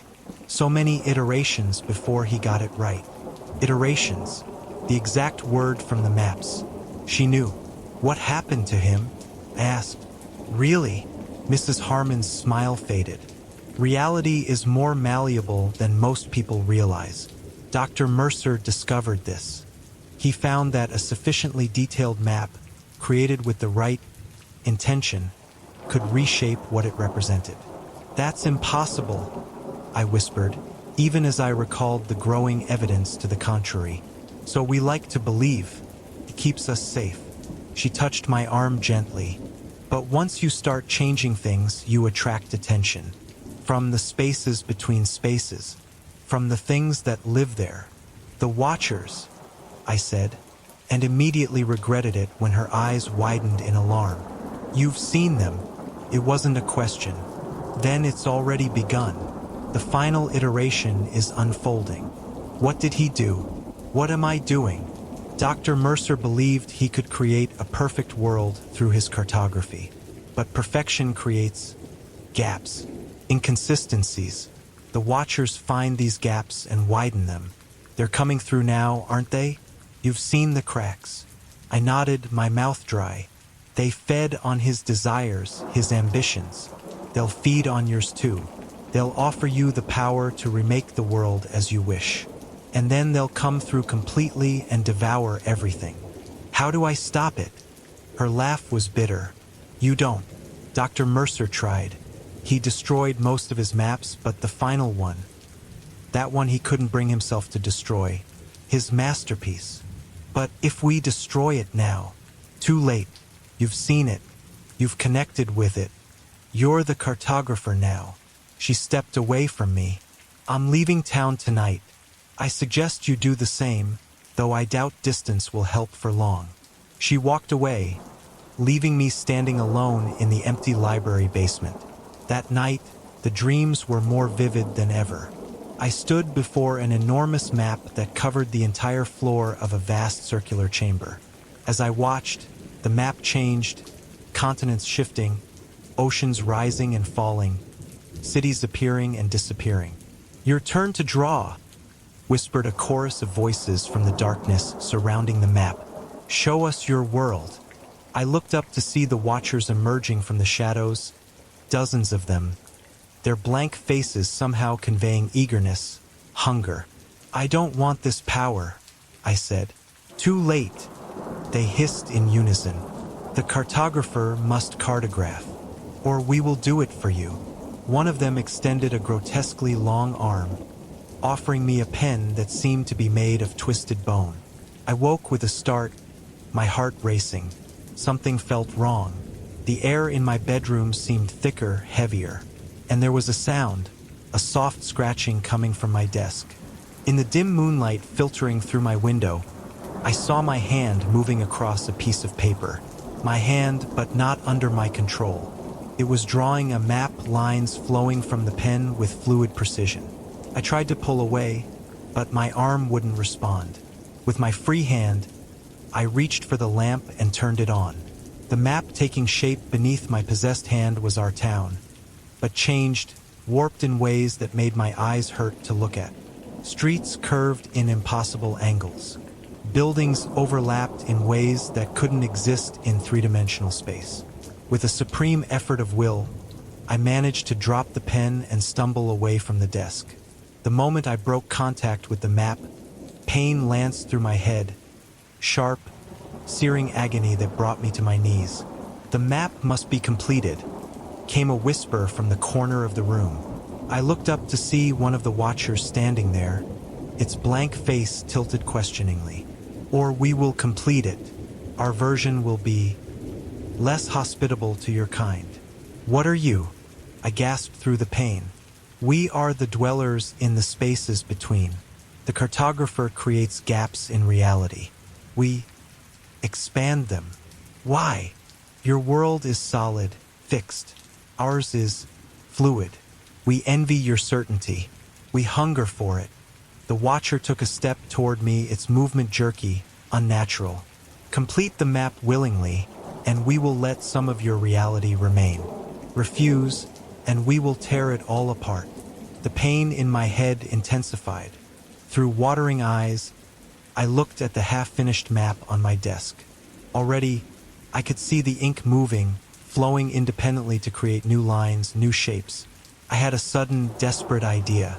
If maps could change reality, and I was now the cartographer, I lunged for the desk, grabbed the pen, and before the watcher could react, I began drawing.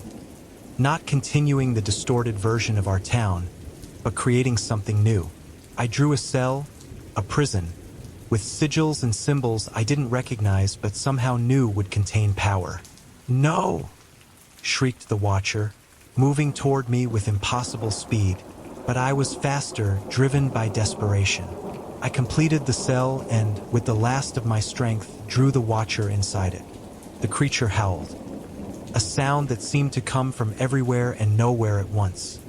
As it was pulled toward the paper, its form elongating, thinning, becoming two-dimensional. The pain in my head reached an unbearable peak, and darkness claimed me. I woke to sunlight streaming through my window. For a blissful moment, I thought it had all been a nightmare. Then I saw the map on my desk, the distorted town on one half, the imprisoning cell on the other. Inside the cell, a dark smudge writhed endlessly. The realization hit me like a physical blow. I had used the power. I had cartographed reality. I was becoming what Dr. Mercer had been. I spent the day in a daze, watching as the world continued to shift around me. The changes were accelerating. Buildings morphing in real time, streets rerouting themselves as I drove down them, people flickering occasionally, like bad television reception. And the cracks were everywhere now, hanging in midair at street corners, spreading across walls, fragmenting the sky itself. From each crack, I could feel the watchers observing, waiting. I had trapped one, but there were countless others. That evening, I returned to Dr. Mercer's house one last time. I needed to see the original map again, to understand what he had been trying to create with his final iteration. The house had changed, now larger, Victorian in style rather than colonial. Inside, the layout was different, rooms connected in ways that defied architecture.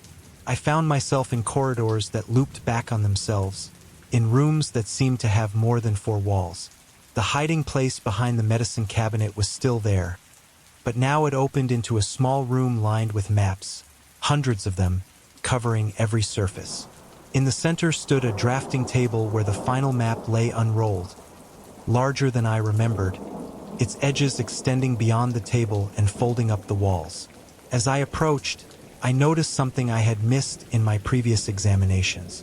Tiny handwriting filled the margins of the map, spiraling inward toward the center where my name was marked. I leaned closer, reading Dr. Mercer's final thoughts. Asterisk, the Watchers offered me perfection. A world remade according to my design. What they didn't explain was the cost, that changing reality creates fractures, and through these fractures they enter. They feed on change itself, on the energy released when reality is rewritten. Asterisk. Asterisk, I tried to stop it, tried to destroy the map, but it's part of me now and I of it. The only solution I found was to create a successor, someone to take my place as cartographer, to draw their own vision and temporarily satiate the Watcher's hunger. Asterisk. Asterisk, I'm sorry. By the time you read this, you will have already begun changing things, already attracted their attention. The hunger of the Watchers is infinite. They will consume everything eventually. Asterisk. Asterisk, unless you can find a way to redraw the boundaries between worlds. To create a map that closes the gaps instead of widening them. Asterisk. The final line sent a chill through me. Asterisk, but beware. The Watchers can read your thoughts now. They'll know what you're planning. Asterisk. As if summoned by these words, I heard movement behind me. I turned to find the room filled with Watchers. Dozens of them, their blank faces all turned toward me. The previous cartographer failed, said one, its voice echoing strangely. His vision was limited. Show us yours, said another. Redraw the world. Make it better, whispered a third. Make it ours, they all said in unison.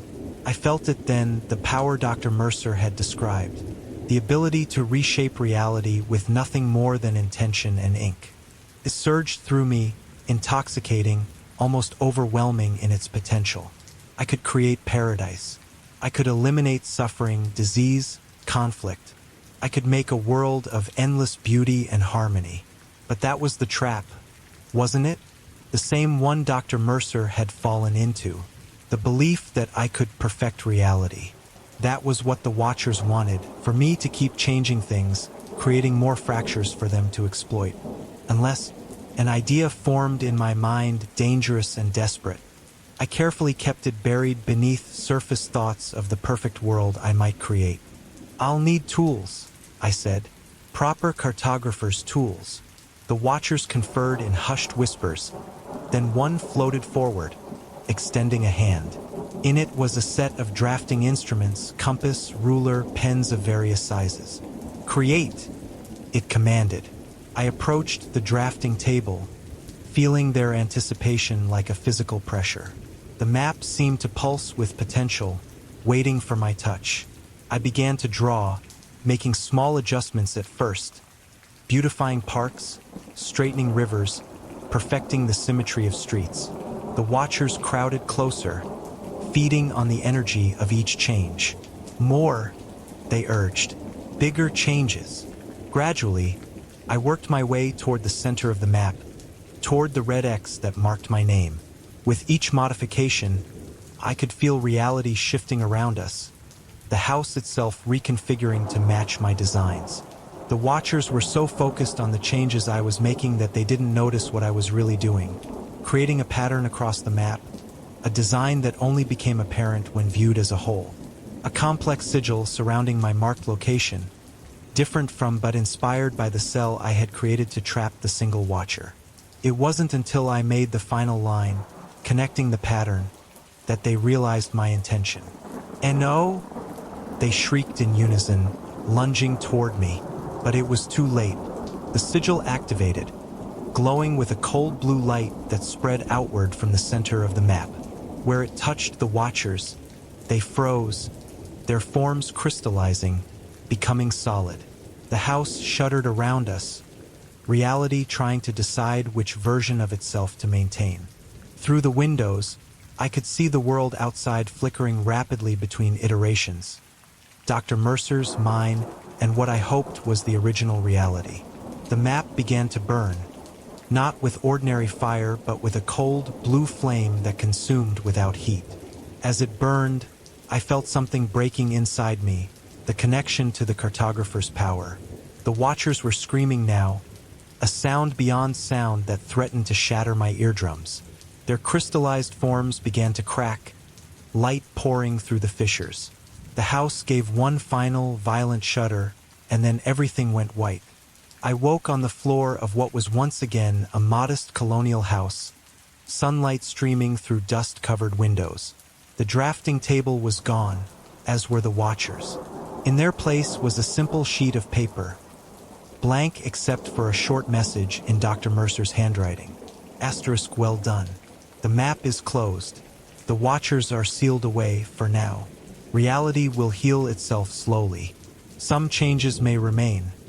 Consider them scars from a wound nearly fatal. Asterisk. Asterisk, beware of drawing maps, even idle ones. The barrier is thin where you've been. Asterisk. I left the house on unsteady legs, blinking in the bright sunlight. The world looked normal, or close to it. The streets ran in the directions I remembered. Buildings stood where they should. But there were differences, subtle ones that only someone who had seen both versions of reality would notice.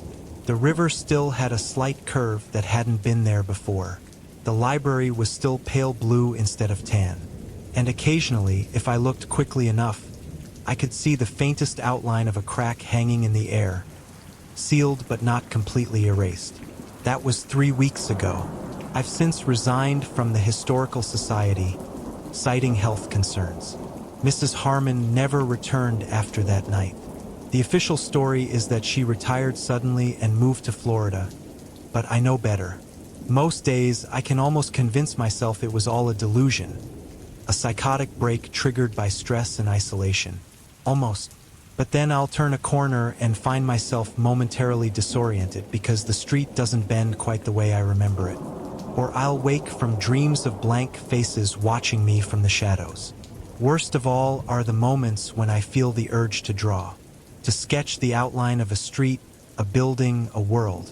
My hand sometimes moves on its own, starting to trace shapes on paper before I snatch it back. Because I know now what Dr. Mercer knew. Reality is malleable, but not without cost.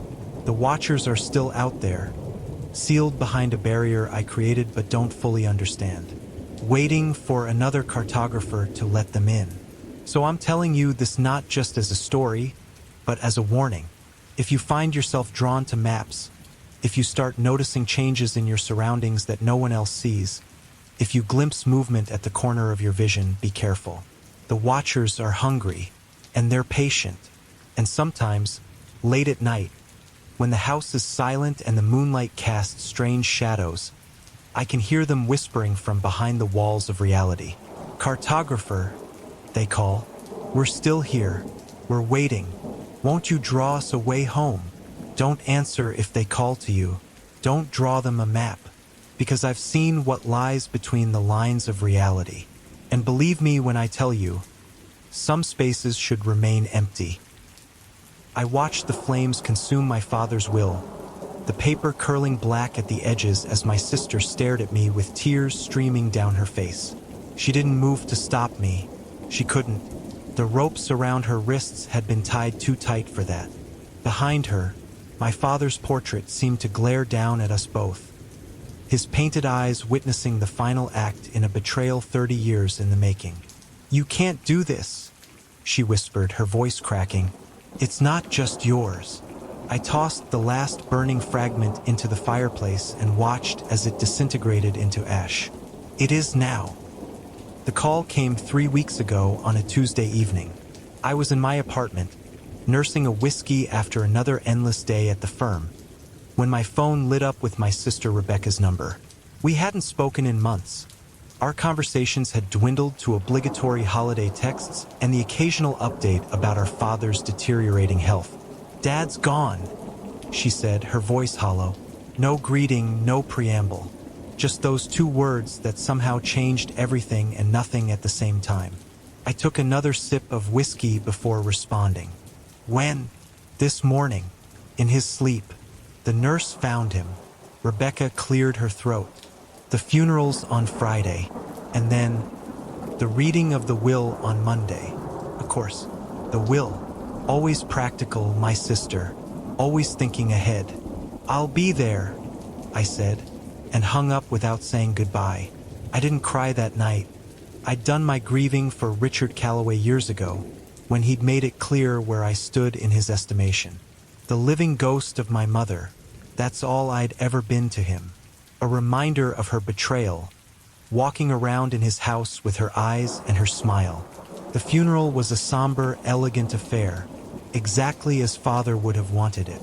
The great and good of Westchester County turned out in force to pay their respects to the financial titan, the community benefactor, the widower who'd raised 2 children alone after his beloved wife's tragic early death. If any of them knew the truth about my mother, about our family, they kept it buried beneath polite condolences and reminiscences about Richard's business acumen. Rebecca managed everything flawlessly, as she always did. Perfect Rebecca, with her perfect husband by her side, their 2 perfect children solemn in custom-tailored mourning clothes. She'd always been Father's favorite, his true heir in every sense. I was just the loose end he'd never quite managed to tie off. "You're coming to the house after, right?" she asked as the mourners began to disperse. "For the reception?" I nodded, though every instinct screamed at me to run, to get in my car and drive away from Oakwood Manor forever. But I couldn't. Not yet. "And you'll stay the weekend?" "For the reading on Monday." The question held an edge of anxiety, as though she already knew what I was thinking. "I'll stay," I promised, but I didn't say for how long. The house was exactly as I remembered it. Imposing, immaculate, cold. Every surface gleamed. Every object had its place. Even in death, Father's presence permeated every corner, every shadow. I'd spent 18 years in this house, and not a single day had it felt like home. My old bedroom had been converted into a guest room years ago, stripped of any trace that I'd ever lived there. The walls, once covered in band posters and art school sketches, were now a tasteful dove gray. The bed where I'd lain awake countless nights, planning my escape, had been replaced by a queen-size monstrosity with a tufted headboard. I set my overnight bag on the pristine duvet and went to the window. From here, I could see the garden where my mother had spent so many hours, nurturing roses and dahlias and the hydrangeas she loved so much. After she died, or rather, after she left, Father had it all ripped out, replaced with formal hedges and stone pathways. Nothing wild, nothing unpredictable, nothing like her. A soft knock at the door interrupted my thoughts. "Come in." Rebecca entered, carrying a stack of fresh towels. Always the perfect hostess. "I thought you might want to freshen up before people start arriving," she said, setting the towels on the dresser. She hovered uncertainly, smoothing non-existent wrinkles from her black dress. "It's good to see you, Michael, even under these circumstances." "Is it?" I asked, turning to face her. "You've hardly seemed interested in seeing me these past few years." Her eyes, Father's eyes, narrowed slightly. "That's not fair. I've invited you to every holiday, every birthday, as obligation demands." I cut in. "Let's not pretend there's more to it than that." Rebecca sighed, a familiar sound of exasperation I remembered from childhood. "I didn't come up here to argue. Today has been difficult enough." "Yes, I imagine arranging Father's perfect funeral must have been exhausting." "Stop it," she snapped, her composure cracking. "Just stop. He's dead, Michael. Can't you let it go now? Let it go." as if decades of coldness, of barely disguised contempt, of being treated like an unwelcome guest in my own family could simply be shrugged off. "I'll be down shortly," I said instead of answering. She lingered a moment longer, as if wanting to say more, then turned and left, closing the door softly behind her. I sat on the edge of the bed and pulled out my phone. 3 missed calls from Jenny, my girlfriend of 8 months. She'd offered to come with me, to provide support during this difficult time. I declined. Jenny didn't belong in this house, in this story. She knew the official version. My mother died when I was young. My father and I had a strained relationship. My sister and I had grown apart. She didn't know the rest. Nobody did, except Rebecca. And now father had taken his secrets to the grave. The reception dragged on for hours. I stood in corners, nursing glasses of expensive scotch, accepting condolences from people who barely remembered who I was. Richard's boy, yes, the one who lives in the city, as if I were merely a footnote in my father's biography. By the time the last guests departed, it was after 9. Rebecca's husband, David, was busy putting their children to bed, and Rebecca herself was in the kitchen, instructing the catering staff on the cleanup. I took the opportunity to slip away, making my way down the long hallway to my father's study. The door was unlocked. I stepped inside, inhaling the familiar scent of leather and paper and the faint trace of the cigars he'd secretly smoked despite his doctor's orders.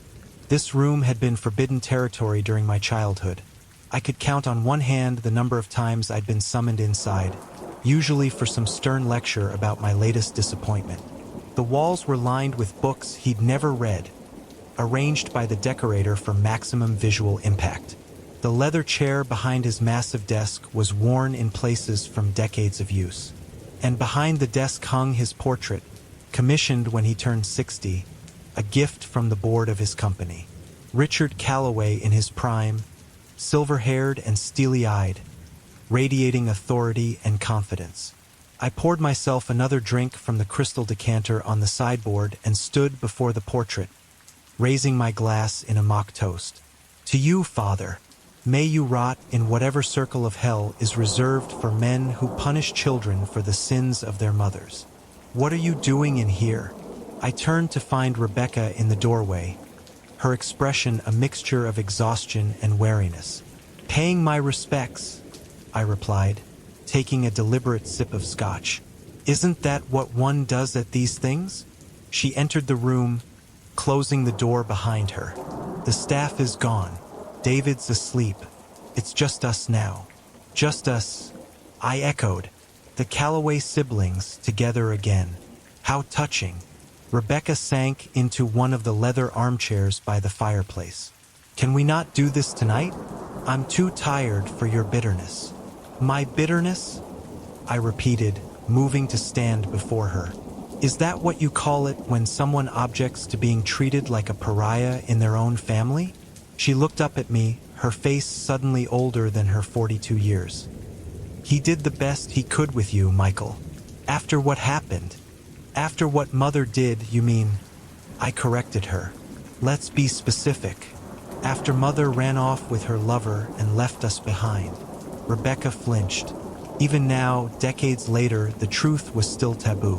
The official story, that Eliza Calloway had died of cancer when I was 6 and Rebecca was 12, had been repeated so often it had almost become reality. "Almost. Yes," she said quietly. "After that." I laughed, the sound harsh in the silent room. His best? His best was ignoring me when he wasn't criticizing me. His best was making sure I knew every day that I reminded him of her. His best was cutting me out of his life the moment I turned 18. "That's not true. He paid for your education. The bare minimum to keep up appearances," I interrupted. 4 years at state school instead of the Ivy League education you got. And then nothing. Not a penny, not a phone call. Nothing. Rebecca looked away. "You chose to leave." "I chose to survive," I corrected. "There's a difference. What do you want from me, Michael? What do you want from him? He's gone.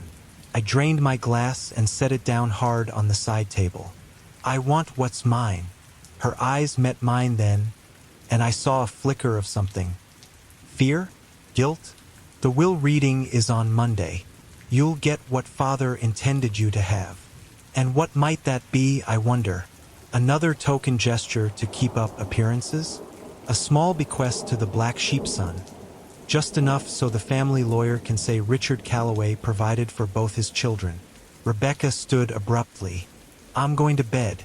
We can talk tomorrow when you're sober. As she reached the door, I called after her. Do you ever think about her? About Mother? She froze, her hand on the doorknob. For a long moment, she didn't respond. Then, without turning around, she said softly, "Every day," and then she was gone.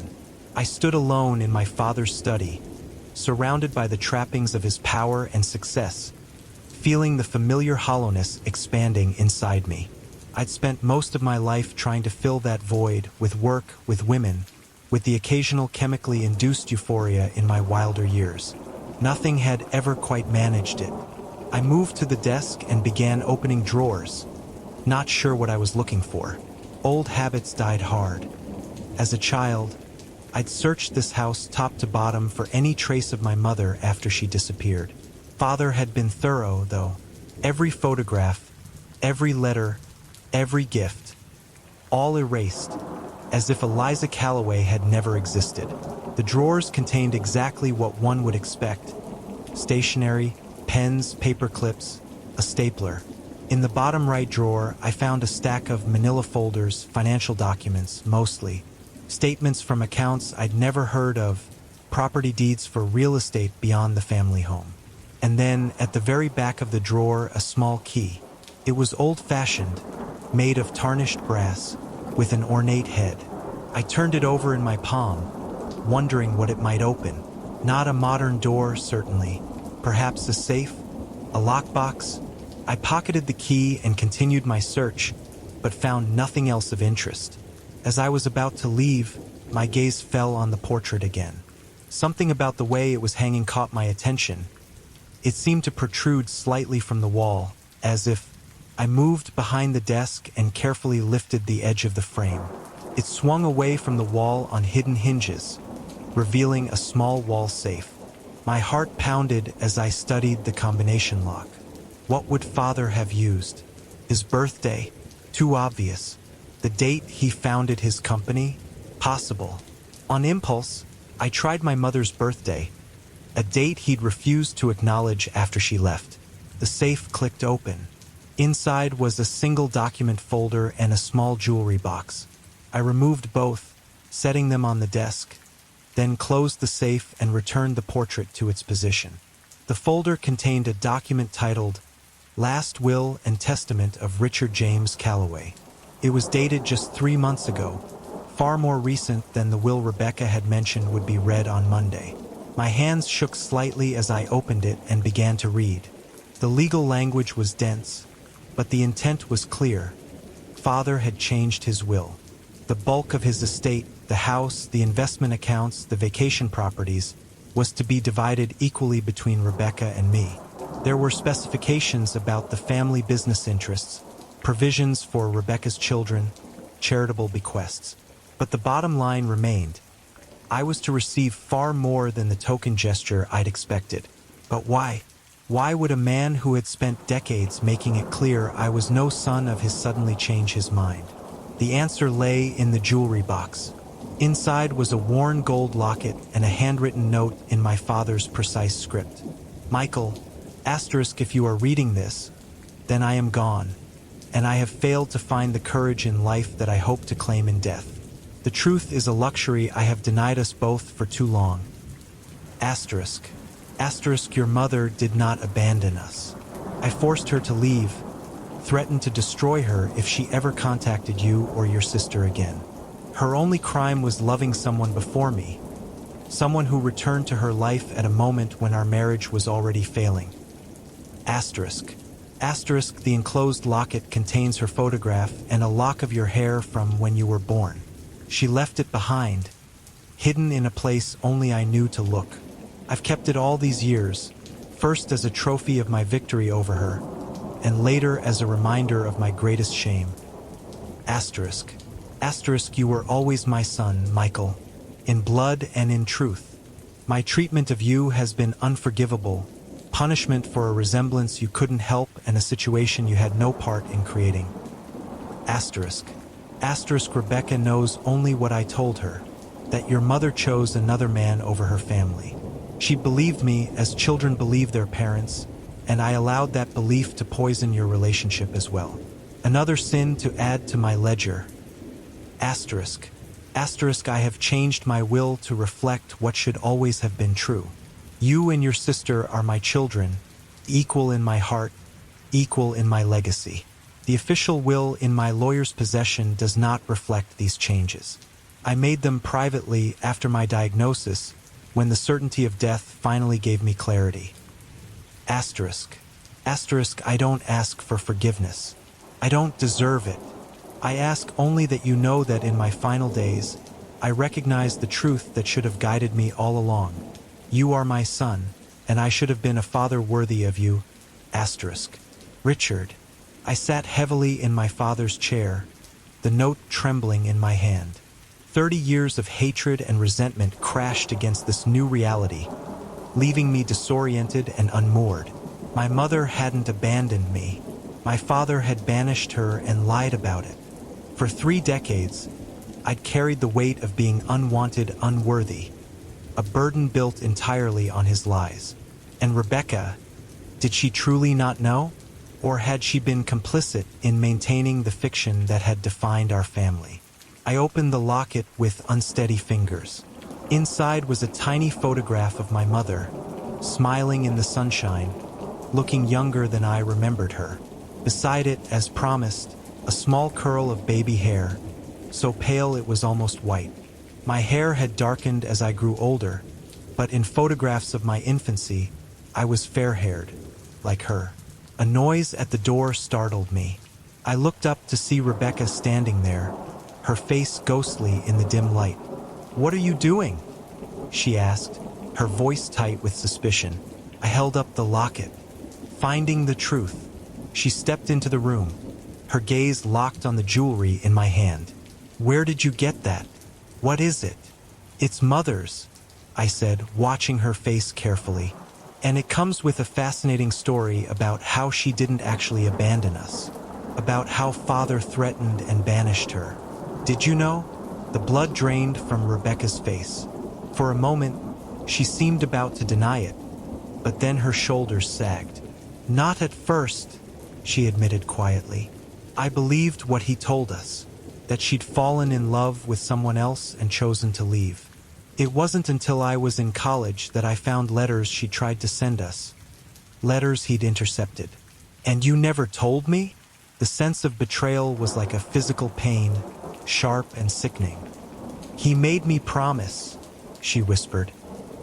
"He said it would only hurt you more to know she'd tried to stay in touch, that it was better for you to make a clean break from the past." Better for me? I stood, rage boiling up from some deep place I'd kept carefully sealed. Or better for him? Better for his precious reputation? Better for his control over both of us?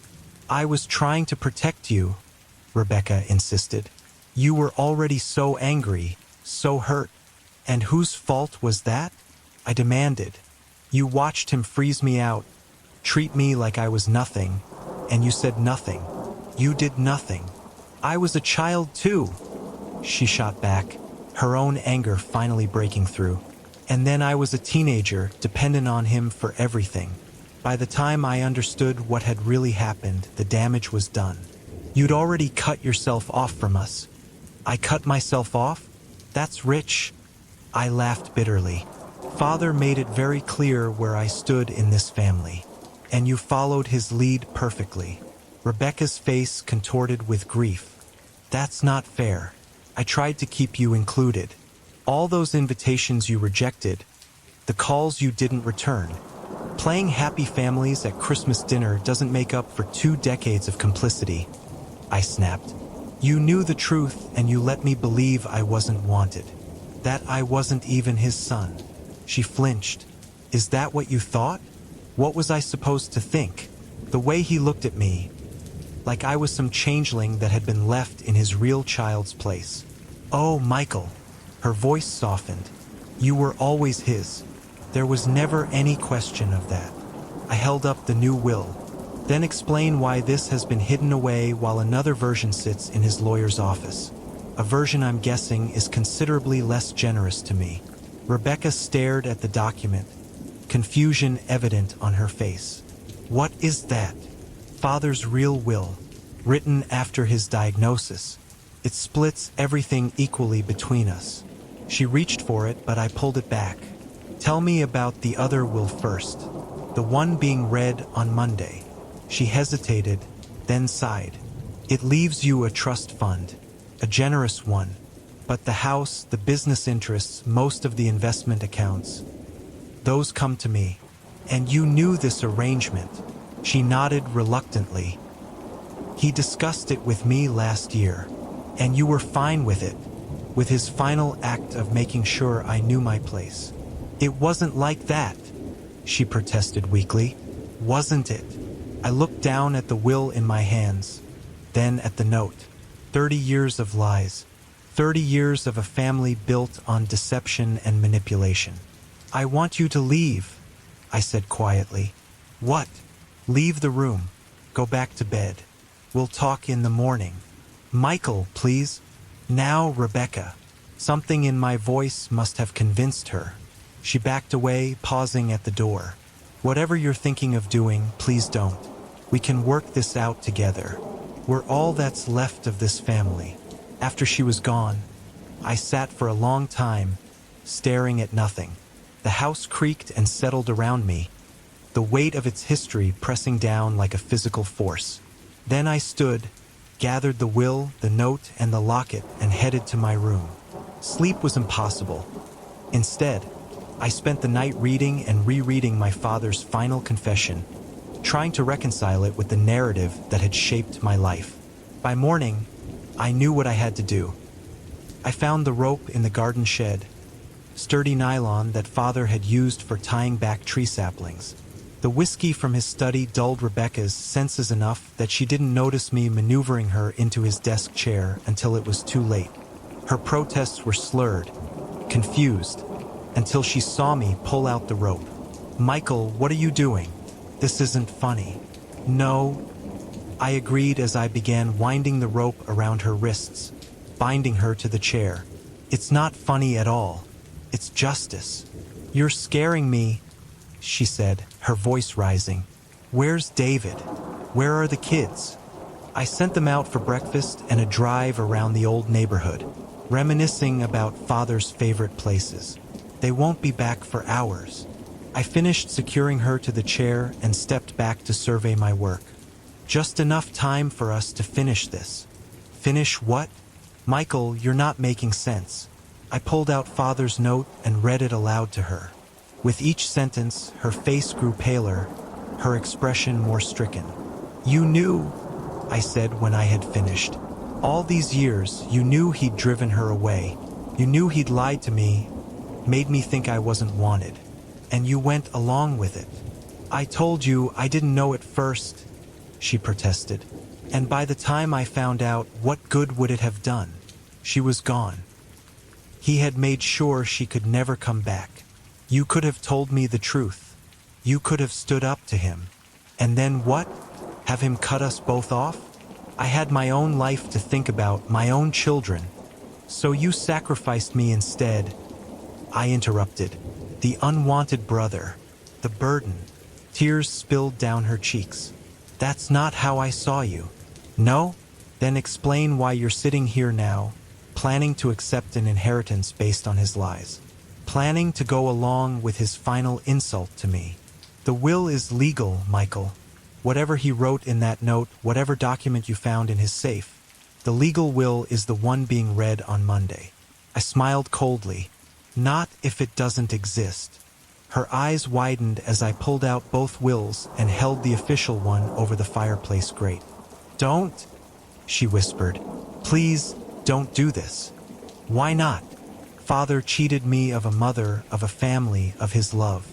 Why shouldn't I cheat you of what he promised you? Because you're better than him, she said desperately. Because this isn't justice, it's revenge. Maybe they're the same thing in this case. They're not, and you know it. She strained against the ropes. Untie me, Michael. Let's talk about this like adults. There's a solution that doesn't involve destroying what's left of this family. This family, I laughed bitterly. This family was broken beyond repair 30 years ago. We've just been playing pretend ever since. Then let's fix it now, she pleaded. Let's start over. The truth is out. We can build something real from here. I struck a match and held it to the corner of the official will, watching as the flame caught and began to spread. Michael, no, Rebecca cried, struggling futilely against her bonds.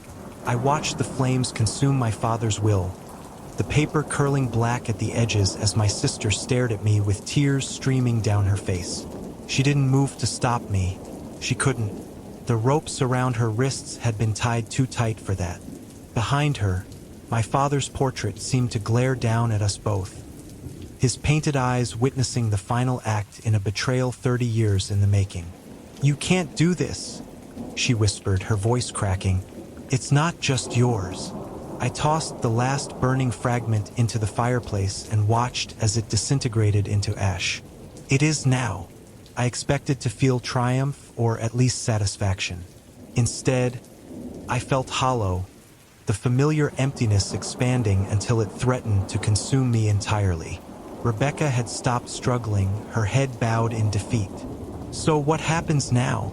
She asked quietly. You take everything? Leave my children with nothing? Become him? Her words hit me like a physical blow. Become him. Wasn't that exactly what I was doing? Using power to wound, to control, to punish. I looked at the ropes binding my sister to the chair, at the ashes of the will in the fireplace, at the portrait of my father overseeing it all. And suddenly, I saw us through his eyes, his children, carrying on his legacy of cruelty and manipulation, the poison of his lies seeping into another generation. With shaking hands, I pulled out the second will, the one that divided everything equally, and held it out so Rebecca could see it. This is the real will, I said. The one he wrote when he finally found some measure of decency. It splits everything between us, 50-50, as it should have been all along. She looked at it, then at me, confusion evident in her tear-streaked face. I don't understand. I'm not going to destroy this one, I explained. I'm going to take it to the lawyer on Monday. We're going to honor Father's final wish to make things right. Why? After what I did, what we all did to you. I began untying the ropes that bound her to the chair. Because you were right about one thing. I don't want to be him. I don't want to perpetuate whatever sickness lived in him that made him capable of such coldness. As the last rope fell away, Rebecca rubbed her wrists, red and chafed from her struggles. I'm so sorry, she whispered, for all of it, for not being braver, for not protecting you. We were both his victims, I said, the realization dawning even as I spoke the words.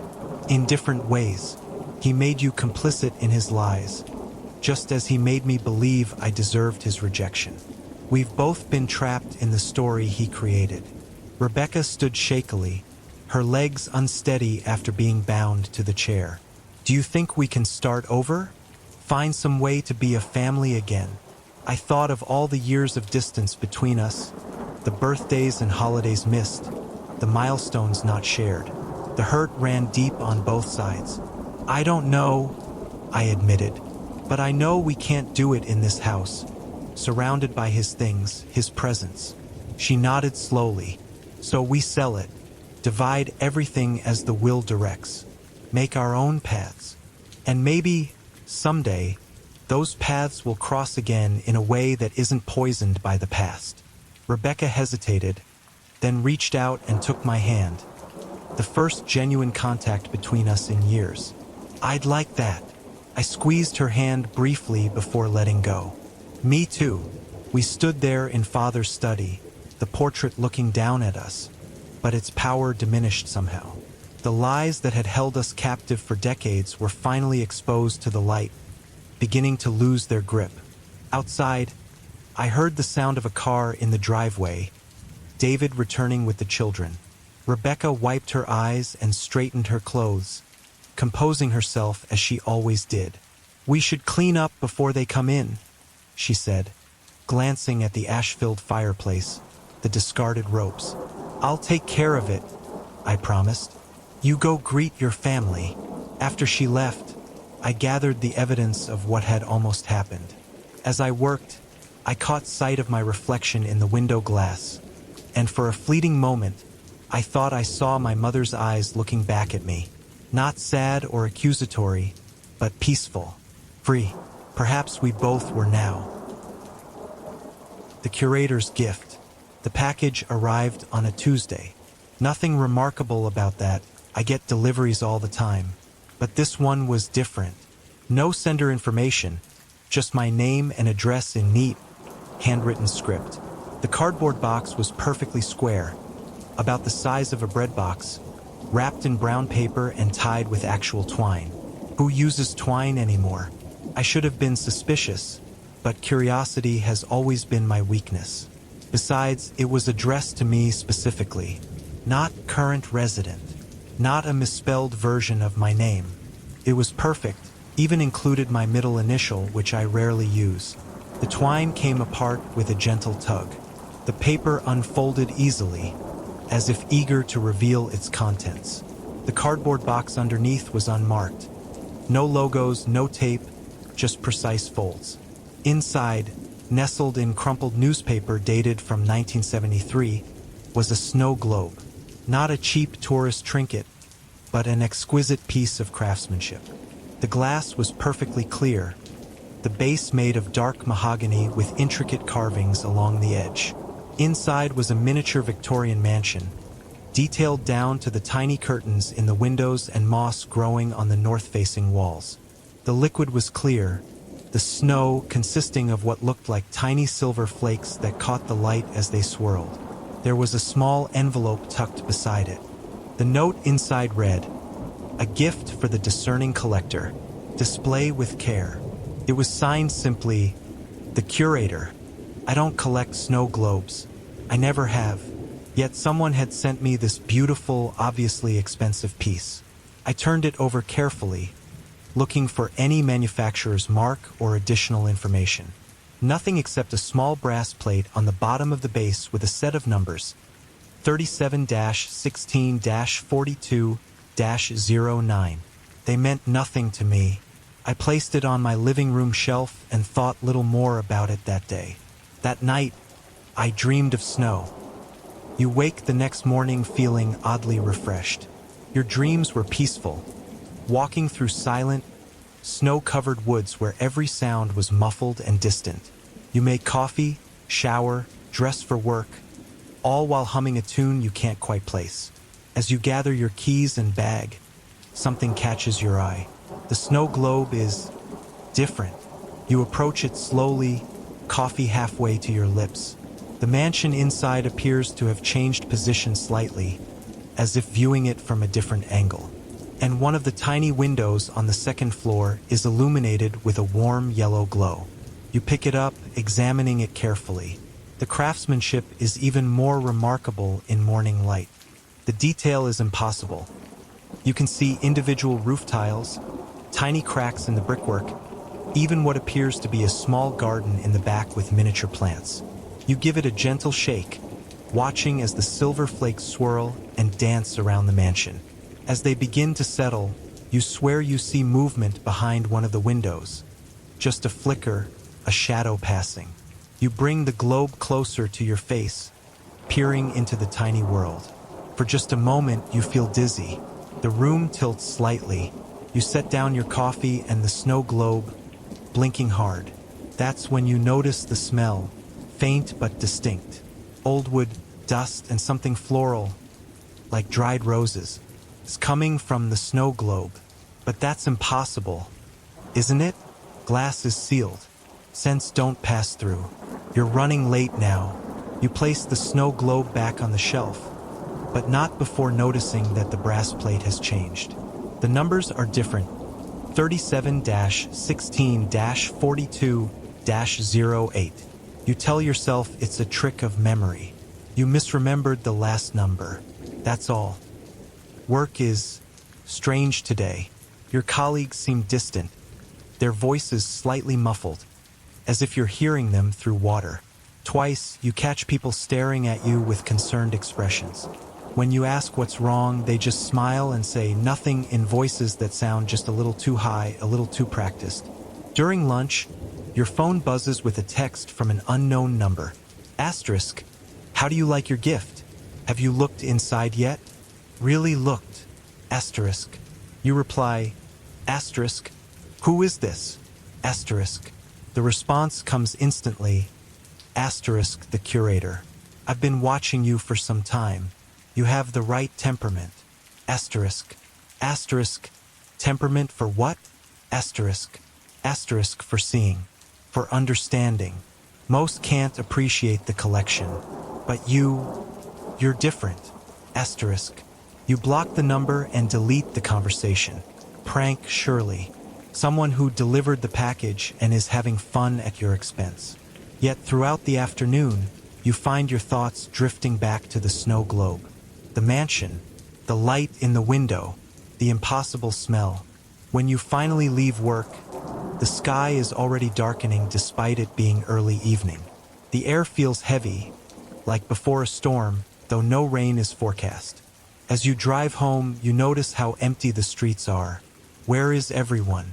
At a red light, you glance at the car beside you. The driver is staring straight ahead, hands gripping the wheel at precisely 10 and 2. They don't blink, not once during the entire 53 seconds you watch them. When the light turns green, they drive exactly at the speed limit, making no sound as they turn at the next corner. You arrive home and immediately go to the shelf. The snow globe sits innocently where you left it, except now, 3 windows are illuminated in the mansion. The numbers on the brass plate read 37-16-42-07. Your hand trembles slightly as you pick it up. The mansion seems to have rotated again, offering a view of the east wing that wasn't visible before. There's a tiny gazebo in the side yard now, with a miniature figure standing inside it. You shake the globe harder than you intended. The silver flakes create a blizzard around the mansion. As they begin to settle, you hear it. A faint tinkling sound, like distant wind chimes. It's coming from the globe. You nearly drop it in shock. The tiny figure in the gazebo has moved. It's now standing at the edge, facing the mansion. You can't make out any features on something so small, but somehow you know it's looking up at one of the lit windows. The phone rings, startling you. You set down the snow globe and answer without checking the caller ID. Hello? Have you looked inside yet? The voice is elderly, gentle, with an accent you can't place. Who is this? Your voice sounds strange to your ears, higher than normal. The curator. I apologize for the text earlier. So impersonal. But I needed to make contact. What do you want from me? Why did you send this thing? It's not what I want from you. It's what the collection wants. What it needs. New perspectives. Fresh eyes. I don't understand. You will. When the count reaches 0, look deep into the mansion. Really look. Someone inside is waiting to meet you. The line goes dead. You check your call history, but there's no record of the call. Outside your window, snow has begun to fall. Light, delicate flakes drifting down from a cloudless sky. You don't sleep well that night. Your dreams are fragments, running through empty hallways, knocking on doors that never open, hearing whispers from behind walls. You wake several times, each time checking the snow globe on your bedside table. You don't remember bringing it to your bedroom. By morning, the numbers read 37-16-42-04. You call in sick to work. You need to figure this out. The snow outside has accumulated several inches, unusual for this time of year. The weather report on your phone shows clear skies and mild temperatures. When you look out the window again, a single set of footprints leads from the street to your front door. They weren't there a moment ago. There's no knock, but somehow you know someone is standing on your porch. You approach the door cautiously, peering through the peephole. An elderly man in an immaculate gray suit stands perfectly still. His face is kind but forgettable, the type you'd pass on the street and never remember. He holds a business card between two gloved fingers. Against your better judgment, you open the door. The cold air rushes in, carrying snowflakes that seem to hover a moment too long before melting. "Good morning," he says, his voice matching the one from the phone. "I'm the curator. May I come in?" "No," you say firmly. "Tell me what's happening. What is that snow globe?"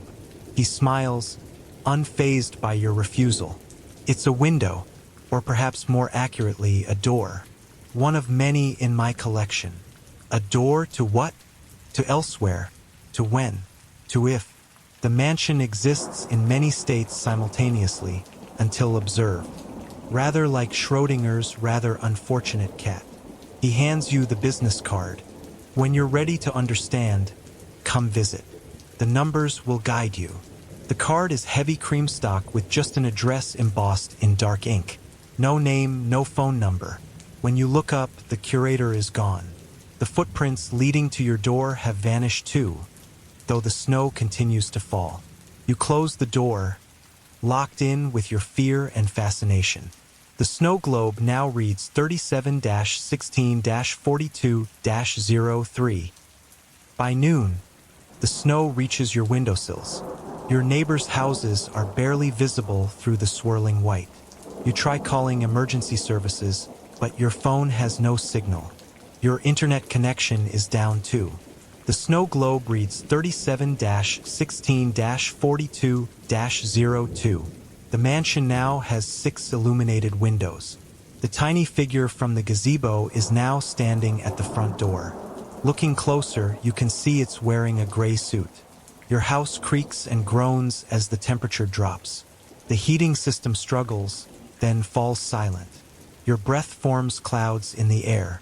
A knock at your back door makes you jump. You hurry to the kitchen, but there's no one there. Just a wall of white pressing against the glass. As you turn away, you glimpse movement in your periphery. A face in the snow, pressing against the window.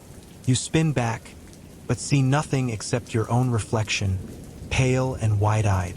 The snow globe reads 37-16-42-01. You need to leave to find help, to escape whatever is happening. You bundle up in your warmest clothes and force open the front door. The snow has drifted up almost to the top of the door frame. It's impossible. You've never seen anything like it. You struggle forward, pushing through the heavy snow. The cold bites at any exposed skin. The world is white in every direction. You can't see your neighbors' houses anymore. You're not even sure you can see your own house when you look back. After what feels like hours of struggling through the snow, your foot strikes something solid. Brushing away the snow reveals a wrought iron gate. Beyond it, barely visible through the blizzard, looms a large structure, a Victorian mansion. The realization hits you like a physical blow. Somehow you've circled back to your own house. But no, as you clear more snow from the gate, you see intricate ironwork that matches the carvings on the snow globe's base. The numbers 37-16-42-00. The gate swings open at your touch. The path to the mansion's front door has been meticulously cleared of snow. Warm light spills from 6 windows, exactly matching the pattern in the snow globe. You should run. You should turn back. But to what? The endless snow? Your cold, empty house? And besides, something is pulling you forward. Curiosity, yes, but something else too. Recognition, familiarity, like returning to a place you've always known but never visited. The front door opens as you approach. The curator stands in the entrance hall, smiling warmly. "Welcome," he says, "to your new home." The interior of the mansion is exactly as you somehow knew it would be, grand yet intimate, with dark wood paneling, ornate wallpaper, and the smell of old books and dried roses. A fire crackles in a massive stone fireplace. The curator takes your coat as if you're an expected guest. "You must have questions," he says, guiding you to a sitting room where tea has already been laid out. "They all do at first. There are others. Of course, the collection requires many perspectives, many observers. You sink into a plush armchair, accepting the tea he offers. It tastes of bergamot and something else, something old and earthy. What is this place? What's happening to me?"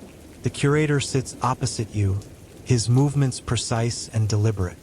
Reality is subjective, malleable. Most people stabilize it without realizing. Their expectations and observations lock it into familiar patterns. But some, like you, have a certain flexibility of perception. You see the cracks, the spaces between what is and what could be. "I don't understand."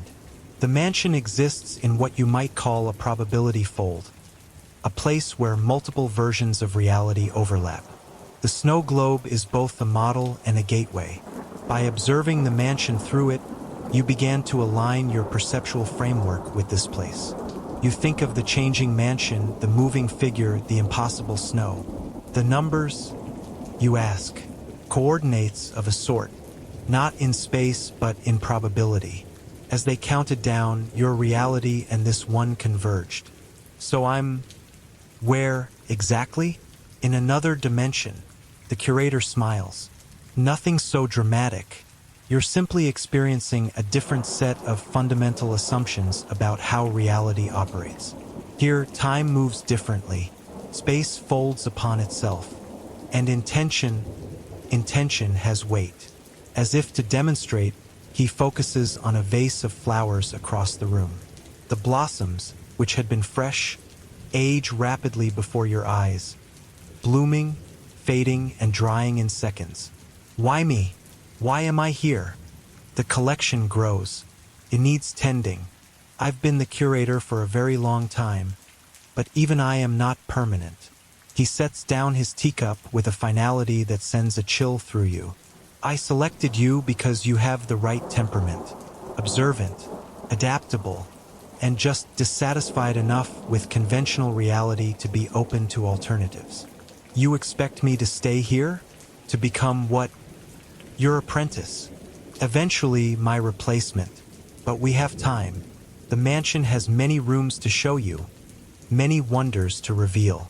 He stands, offering his hand. "Shall we begin the tour?" Against all reason, you find yourself taking his hand. His skin is cool and dry, like parchment. The tour begins normally enough. Grand hallways, elegant rooms filled with antiques and artwork. But as you proceed deeper into the mansion, things become strange.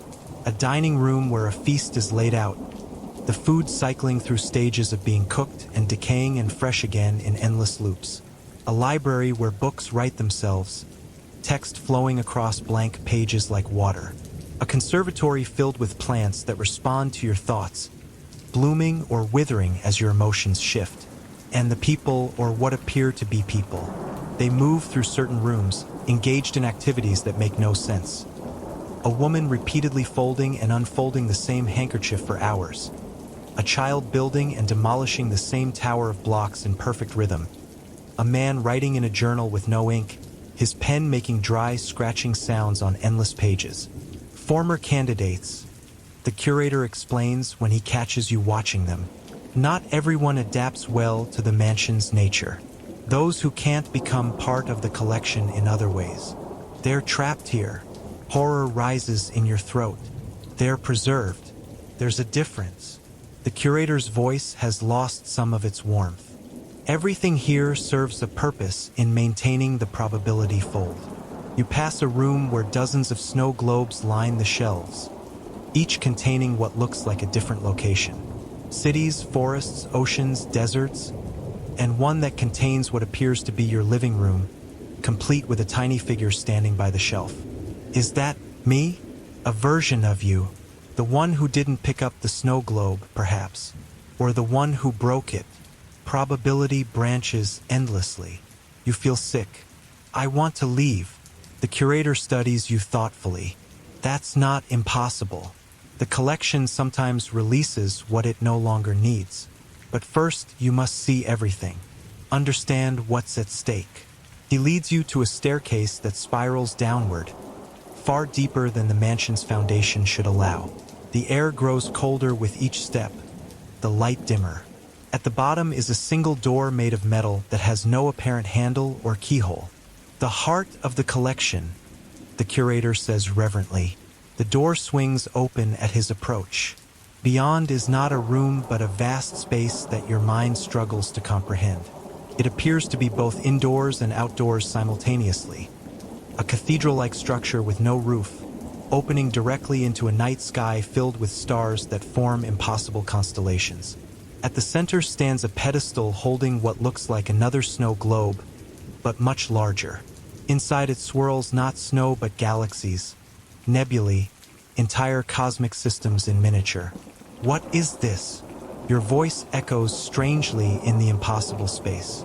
The origin point, the first item in the collection. Some call it the reducer, a device that can capture and contain entire realities. The curator approaches the pedestal. With it, one can observe, modify, and preserve fragments of existence. He turns to you, his eyes reflecting the swirling cosmos in the globe. This is what the curator protects. This is what you would inherit. Something clicks in your mind, a horrible realization. The mansion, the people inside, they're all captured, reduced, preserved. He corrects again. Reality is fragile, impermanent. The collection saves what would otherwise be lost to entropy and change. And the snow you sent me, the blizzard around my house, that was you. What? Capturing me? Reducing my world? The curator smiles sadly. You reduce yourself through observation. By looking into the snow globe, by noting the changes, by following the numbers, you aligned yourself with this reality fold. You chose this. I didn't know what I was choosing. Few do when making their most important decisions. He approaches you, his movements suddenly seeming less human, more fluid and unsettling. But now you understand, and you must choose again. Become my apprentice, learn to care for the collection, or join it as a subject of observation. You back away toward the door, but it has vanished. The star-filled void seems to be closing in around you. There must be another option, you plead. The curator tilts his head, considering. There is always the reversal, but few can withstand it. The mind rebels against contradictory realities. What does that mean? It means finding the original snow globe, your anchor to your native probability, and destroying it. But doing so creates a paradox. If the globe never existed, how were you brought here? The mind typically fractures resolving such questions. You think of the room of snow globes, the one showing your living room. I'll take that chance, you say with more confidence than you feel. The curator studies you for a long moment, then nods. As you wish, the collection grows stronger with willing participants, not reluctant prisoners. You may attempt the reversal. He produces a key from his pocket. This will open any door in the mansion once. Choose wisely. Finding your way back through the mansion is disorienting. Rooms have shifted position. Hallways extend impossibly. Twice, you encounter versions of yourself wandering other corridors. One who shrinks away in terror, another who stares with eyes too blank to be human. You finally locate the room with the snow globes. Your living room is still visible in one of them, though the tiny figure of you is no longer by the shelf. Instead, it's seated on the couch, head in hands. The key works in the lock. Inside, the shelves of globes extend in all directions, far beyond what the room's dimensions should allow. You search frantically, checking each globe for your living room. Behind you, the door creaks. The curator stands in the threshold, his form somehow less distinct than before, as if he's beginning to blur at the edges. Choose quickly, he says. The mansion is aware of your intent. It will adapt to preserve itself. As if responding to his words, the room begins to shift. Shelves rotate and reorganize. Snow globes switch positions. You catch glimpses of your living room in different globes, but each time you reach for one, it moves elsewhere. The floor beneath you tilts. Globes roll from their shelves, shattering on the floor. Each broken globe releases something: scents, sounds, fragments of other places. The air fills with a cacophony of disjointed realities. You lunge forward, grabbing a globe just as it falls. Inside is your living room exactly as you left it. The brass plate on its base reads your home address. The curator moves toward you with impossible speed. Think carefully. Breaking it may not send you home. It may simply unmoor you from all realities. Is conventional existence truly worth such a risk?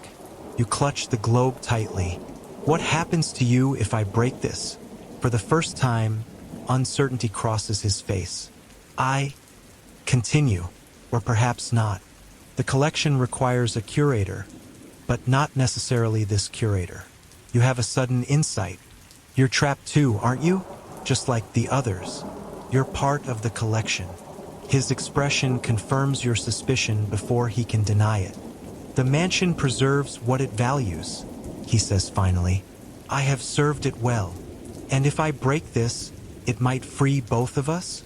Or destroy us both. Probability is unpredictable. The room continues to distort around you. Other globes crash to the floor, releasing bursts of foreign realities. Desert heat, Arctic cold, jungle humidity, all clashing in the enclosed space. The curator extends his hand. Stay, learn, become more than what you were. You look at the snow globe in your hands. Inside, the tiny figure of you has stood up, as if sensing your presence. It looks directly at you, raising a hand in what might be greeting or warning. You make your decision. With deliberate force, you smash the snow globe against the edge of a shelf. Reality fractures. You experience everything at once. You're in the mansion, you're in your living room, you're nowhere, you're everywhere. Time runs backward and forward simultaneously. You feel yourself unraveling, your consciousness stretching across incompatible states of being. Images flash through your mind. The curator dissolving into swirling silver particles. The mansion folding in on itself like origami. Your own body in multiple places at once, each version making a slightly different choice. The vast cosmic snow globe cracking down the middle, releasing galaxies that flow like water. You hear a voice, the curator's or perhaps the mansion itself. Observer and observed, creator and created. The loop sustains. Then silence, darkness, nothing. You wake on your living room floor. The remnants of a broken snow globe lie scattered around you. Glass shards, water, tiny pieces of what was once a miniature mansion, and glittering silver flakes that seem to evaporate as you watch. Your head pounds. Your memories are fragmented, contradictory. Did you receive a package? Did you visit a mansion? Did you meet someone called the curator? All of it feels simultaneously vivid and dreamlike. You clean up the mess carefully, placing the broken pieces in a shoebox. As you pick up the wooden base, you notice the brass plate is still intact.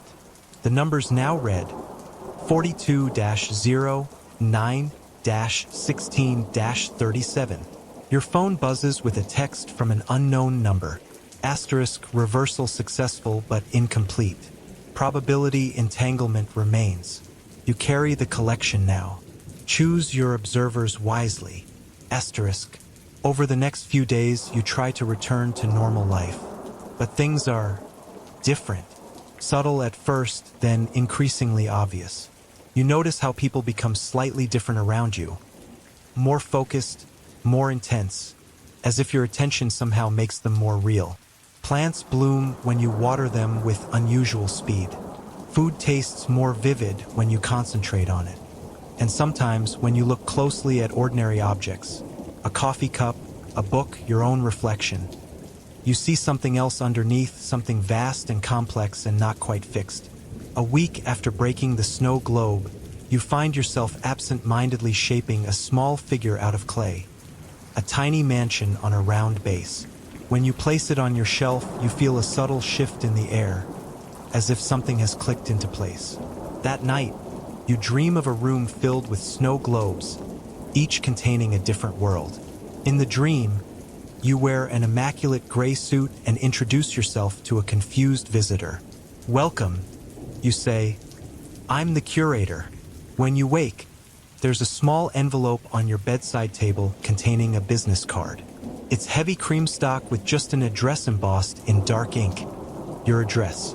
On the back, handwritten in script you recognize as your own, are the words, "The collection grows. The mansion awaits its first guest." Outside your window, snow begins to fall from a cloudless sky.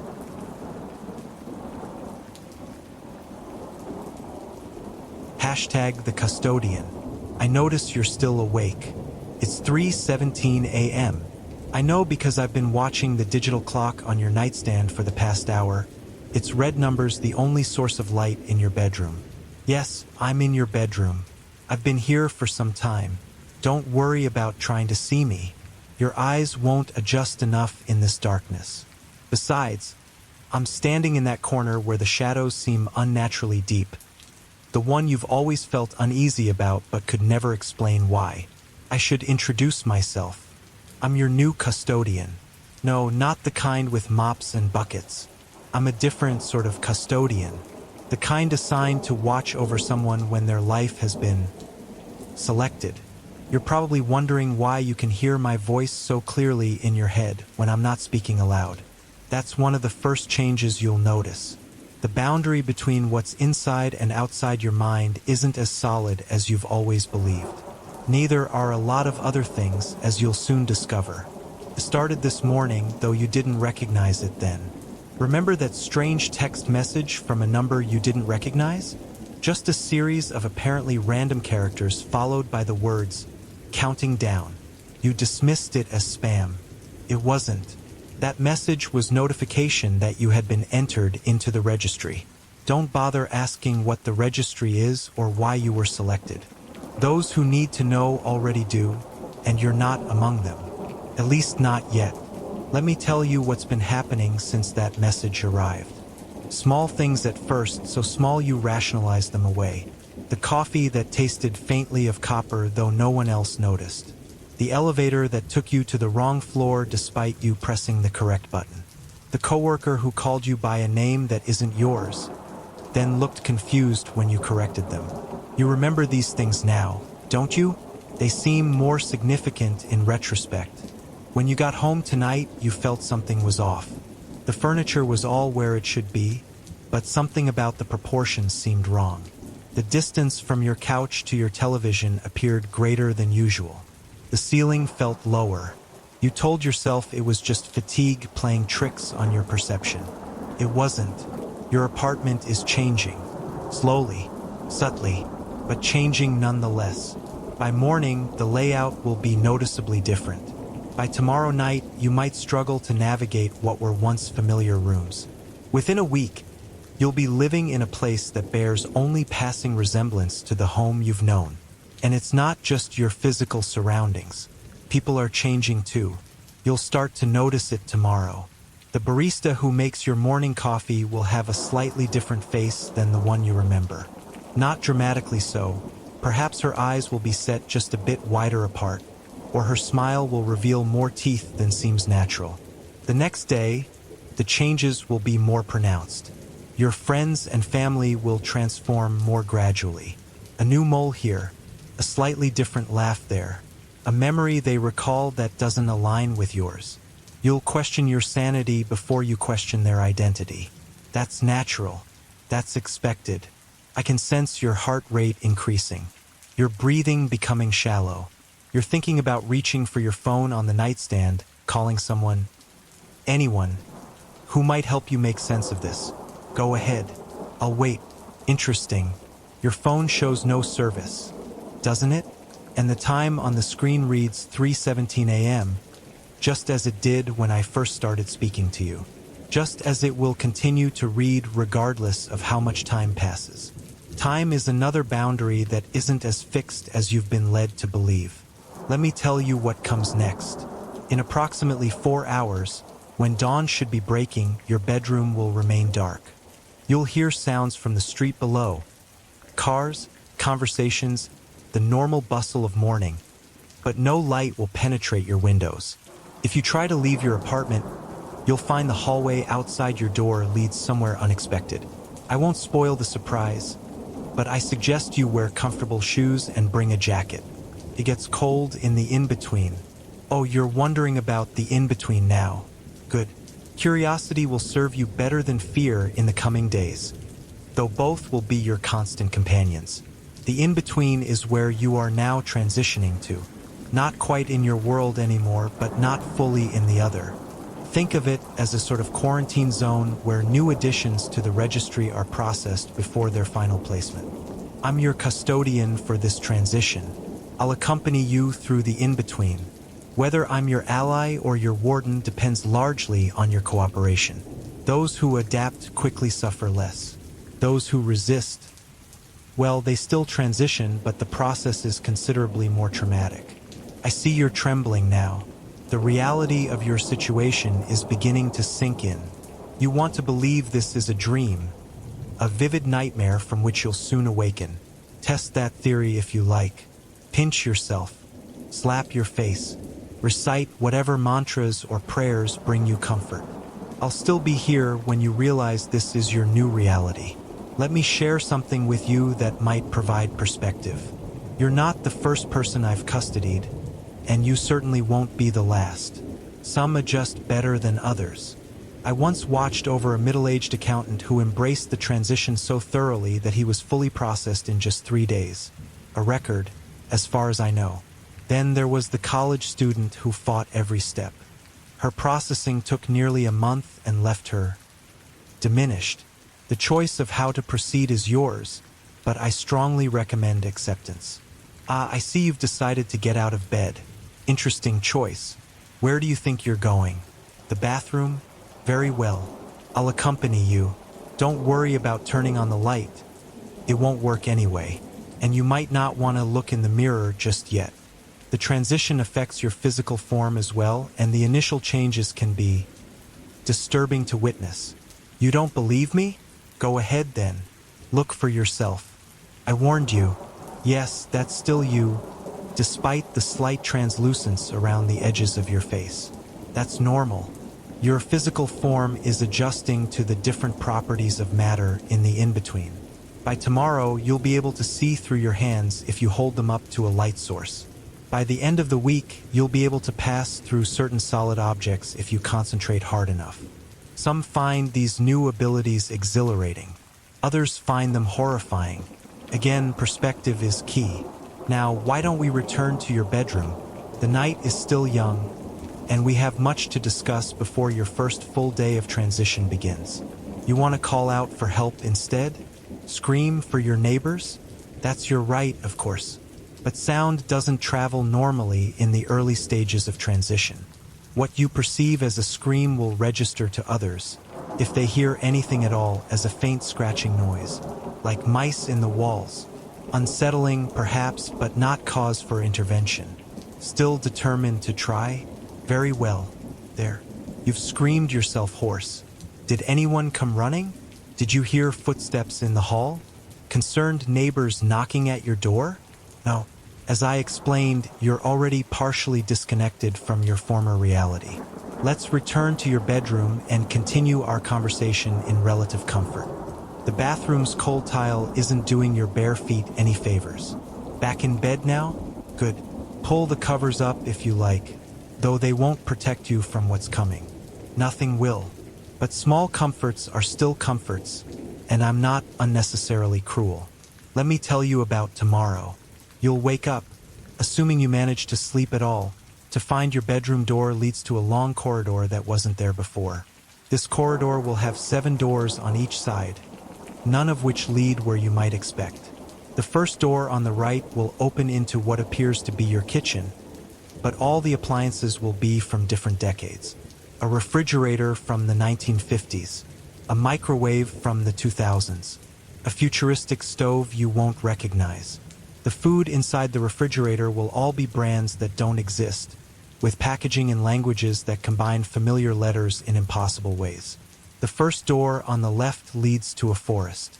Not a forest near your home. There isn't one for miles, but a forest that doesn't exist in your world at all. The trees grow downward from an unseen canopy. The animals have too many eyes or limbs. Don't go more than a few steps inside. Those who wander too far into that forest have a tendency not to return. I'll let you discover what lies behind the other doors for yourself. Part of the transition is exploration, after all. Just remember that not all the entities you'll encounter in the in-between are as benevolent as I am.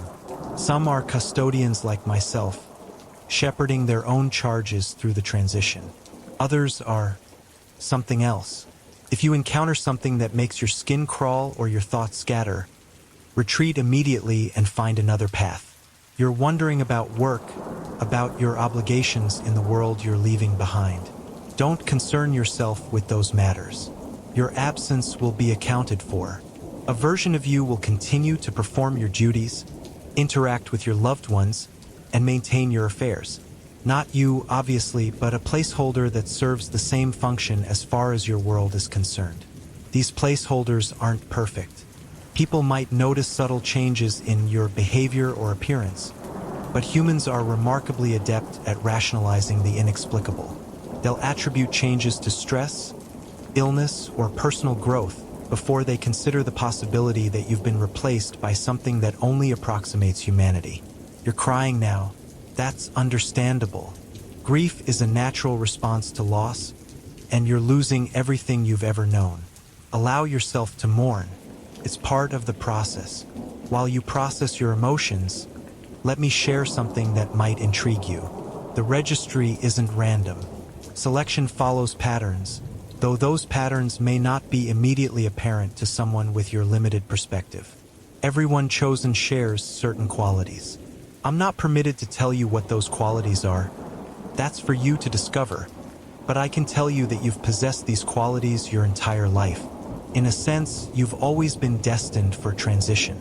Your life in your former world was merely preparation for what comes next. Does that comfort you? No?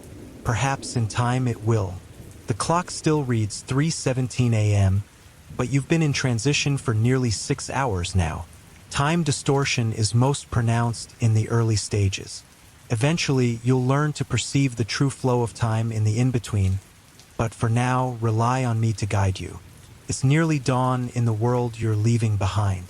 When the sun rises, though you won't see it from your windows, your transition will accelerate. The corridor I mentioned will appear. The transformation of your physical form will become more noticeable. Your memories of your former life will begin to fragment and realign into patterns that better serve your new existence. Don't fight the memory alterations. Those who resist often lose more than they preserve. Accept the new narratives that form in your mind. Embrace the identity taking shape around the core of who you've always been. I sense your fear giving way to resignation. That's progress, even if it doesn't feel like it. Fear consumes energy you'll need for the challenges ahead. Resignation, while not ideal, at least conserves your strength. What I'd prefer to see is curiosity, wonder, even excitement. Some of my previous charges have come to view transition as an adventure rather than a sentence. Those individuals invariably fare better in their new existence. Try to see it from their perspective. You're being freed from a limited, linear reality and granted access to dimensions of experience your former mind couldn't comprehend. Yes, the process is disorienting and frightening, but the end result is expansion, not reduction. You don't believe me? That's fine. Belief isn't required, only compliance. Look at your hands. Really look at them. Notice how the boundaries between your fingers blur when you move them quickly. How the color of your skin shifts subtly depending on how you angle them toward the minimal light. These aren't hallucinations. They're your first glimpses of your evolving form. By next week, you'll be able to alter your appearance with concentration. Nothing dramatic at first, perhaps changing your hair color or the length of your fingers. But with practice, you'll develop more significant control over your physical manifestation. Many find this ability liberating. The body you were born into will no longer constrain your identity. You'll exist as you perceive yourself, not as biology dictated. You're shaking your head. You liked your body as it was? Preferred the limitations of fixed form? That's not uncommon among new transitions. The attachment to physicality is strong in your species. It fades with time. The room is growing colder, isn't it? That's another sign that dawn is approaching in the world outside. Temperature fluctuations often accompany the appearance of the corridor. Wrap yourself in your blanket if you must, but prepare to leave this room soon. Your processing cannot continue here. You're asking if you'll ever return to this apartment, to your life as you knew it. The answer is complicated. You may return to these physical spaces, but they won't be as you remember them, and you won't be as you were. The registry sometimes employs fully transitioned individuals to make contact with new selections. If that becomes your function, you might find yourself back in familiar settings, though your perception of them will be fundamentally altered. As for returning to your former life, no. That door closes permanently once you step into the corridor. Your placeholder will continue the narrative of your existence in your former world, but that life will no longer be yours to live. I understand this is difficult to accept. If it helps, consider that everyone leaves their life eventually, one way or another. Death is the transition most humans anticipate. Your transition is simply different and considerably less final. The vibration you're feeling through the floor, that's the corridor taking shape, is happening faster than usual. Your transition is accelerating. Something about your particular composition must be especially compatible with the process. Stand up now. It's time to leave this room. You're hesitating. That's understandable but counterproductive. The transition happens with or without your cooperation. Those who embrace it maintain more agency throughout the process. Here, take my hand. Yes, I know you can't see me clearly, but you can sense where I am. Reach into the shadows. There. You feel that? The cold, slightly textured surface against your palm? That's me. Or rather, that's how your transitioning senses perceive me. In time, you'll see me as I truly am. But for now, this limited contact is all your mind can process without fracturing. Let me guide you to the door. The corridor has fully formed now. Even from here, you can see that the hallway outside your bedroom is no longer the one you've known. The proportions are wrong. The lighting has that distinctive green-gray quality unique to the in-between. 7 doors on each side, as I promised. Each one leads to an aspect of your processing. Each one will strip away a layer of your former existence and replace it with something new. Which door will we take first? The choice is yours. This small freedom is a courtesy I extend to all my charges. No preference? Then we'll start with the first door on the right, the impossible kitchen I described earlier. It's one of the gentler introductions to your new reality. Turn the knob. Step inside. Remarkable, isn't it? The temporal discontinuity of the appliances. The subtle wrongness of the familiar setting. Look at the refrigerator, that rounded pastel blue design from decades before you were born. Yet it hums with electricity and maintains a perfect temperature. Open it. See what's inside. Those packages with the shifting labels, they contain food after a fashion.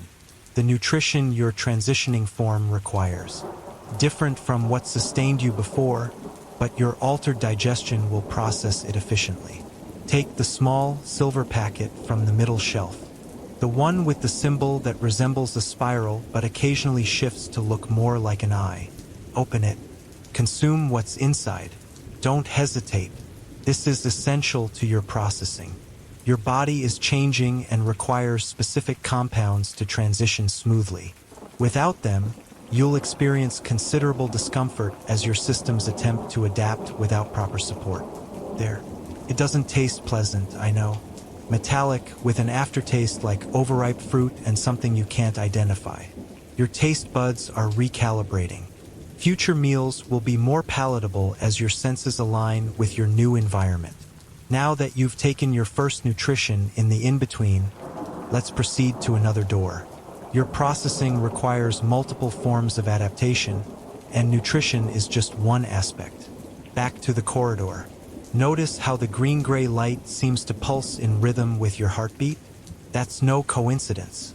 The in-between responds to your biometrics, creating a semi-sympathetic environment that facilitates transition.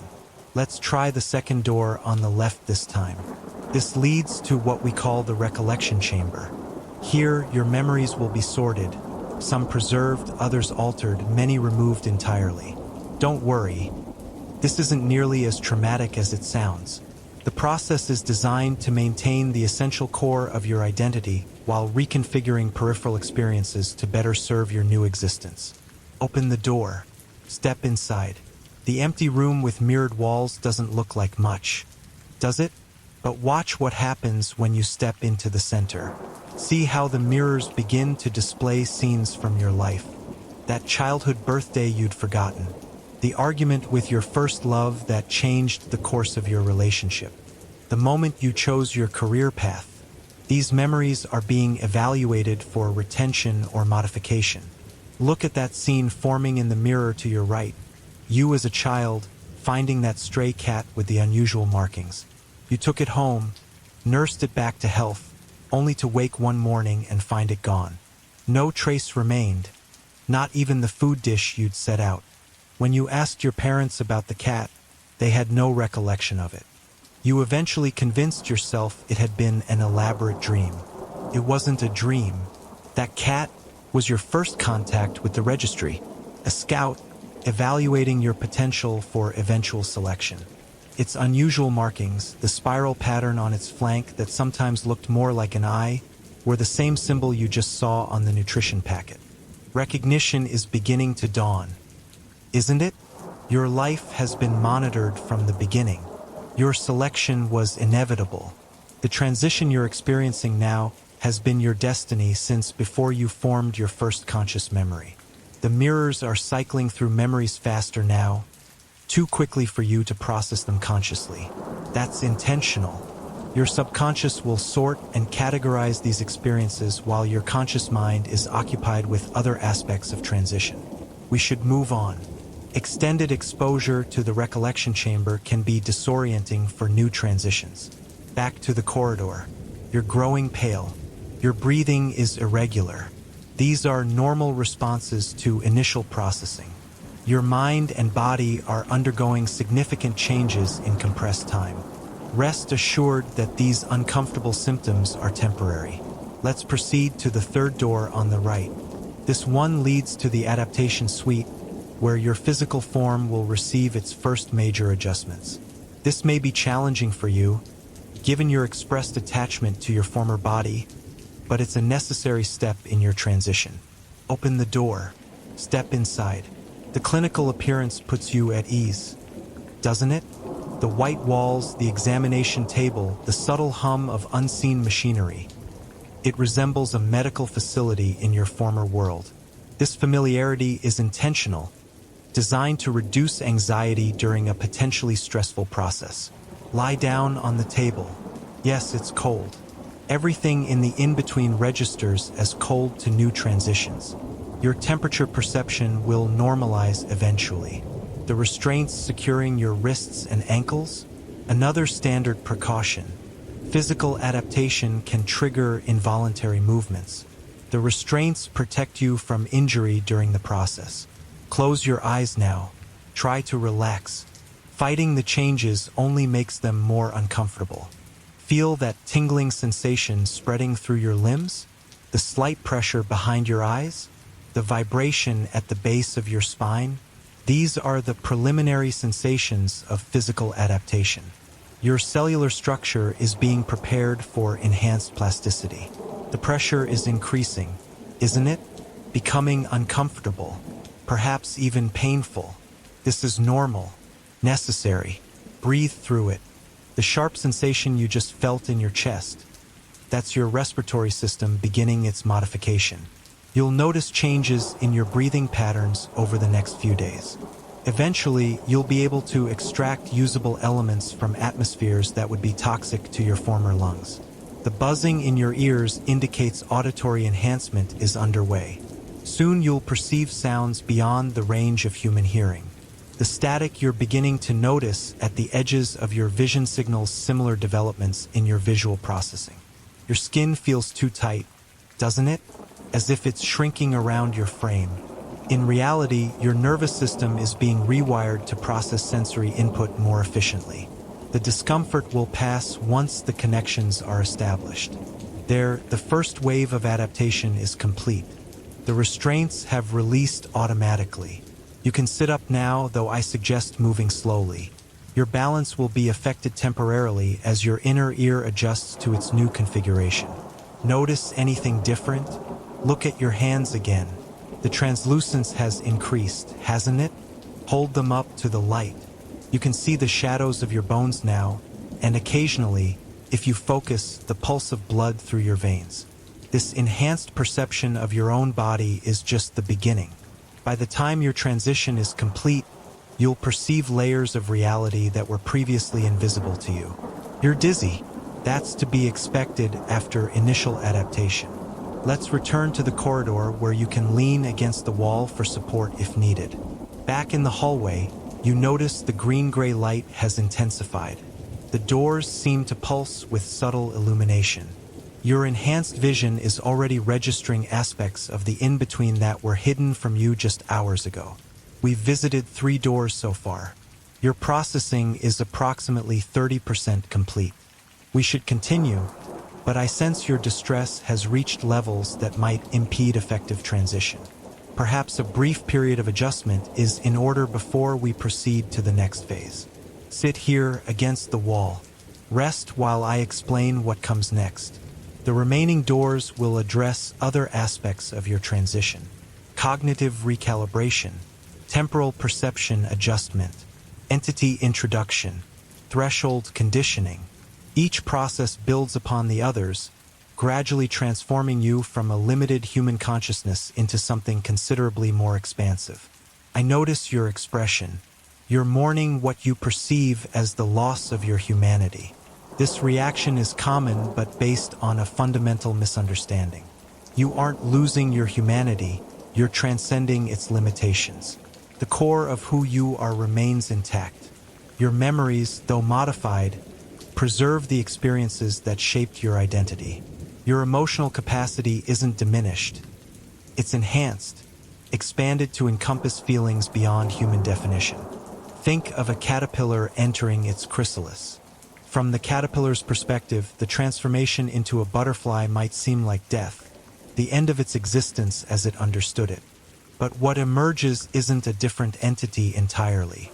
It's the same consciousness experiencing life through a dramatically different form, with capabilities the caterpillar couldn't have imagined. Your transition follows similar principles, though the outcome is considerably more complex than a butterfly. You seem unconvinced. That's fine. Understanding comes with completion. For now, acceptance will suffice. You've rested long enough. The 4th door awaits cognitive recalibration. This process will reshape your thought patterns, allowing your mind to process the expanded reality you're entering. Without this adjustment, the complexity of your new existence would overwhelm your consciousness. Stand up. Approach the 4th door on the left. Open it. The empty room with the single chair doesn't look particularly impressive, does it?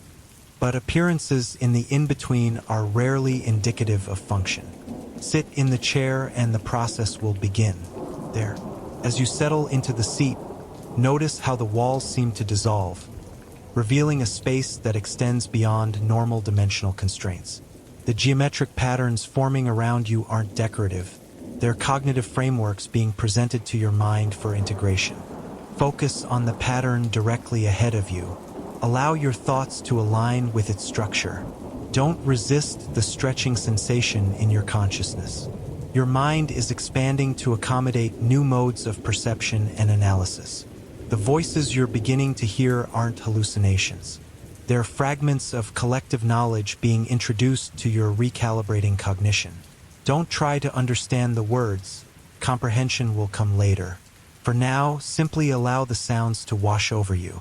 The pressure building in your temples is your brain physically restructuring to support enhanced cognitive function. The discomfort is proportional to your resistance. Release your attachment to linear thought processes. Embrace the multidimensional awareness taking shape within you. You felt that shift, didn't you? The sudden clarity as connections formed between previously disparate areas of understanding? That's cognitive recalibration progressing as intended. Your mind is beginning to operate according to principles beyond basic human neurological architecture. The patterns around you are accelerating now, moving too quickly for your conscious mind to track. This is intentional. Your subconscious is absorbing information that your conscious awareness will gradually access as your transition progresses. The ringing in your ears signals the completion of this phase. Stand up. Return to the corridor. Your movements are different now, more fluid, less bound by habitual patterns. Your cognitive recalibration is influencing your physical coordination, optimizing neural pathways that control motor function. You're over halfway through your initial processing. Your rapid progress is impressive. Most transitions require significantly more time to adapt to the early stages. Something about your particular composition must be especially compatible with the process, as I noted earlier. Let's proceed to the fifth door on the right, temporal perception adjustment. This aspect of transition is often the most disorienting but also the most liberating. Your relationship with time is about to fundamentally change. Open the door. Step inside. The clock-filled room makes sense as a symbolic representation, doesn't it? Grandfather clocks, wristwatches, hourglasses, sundials, atomic clocks, every timekeeping device humans have devised, all displayed in a space that seems to shift as you observe it.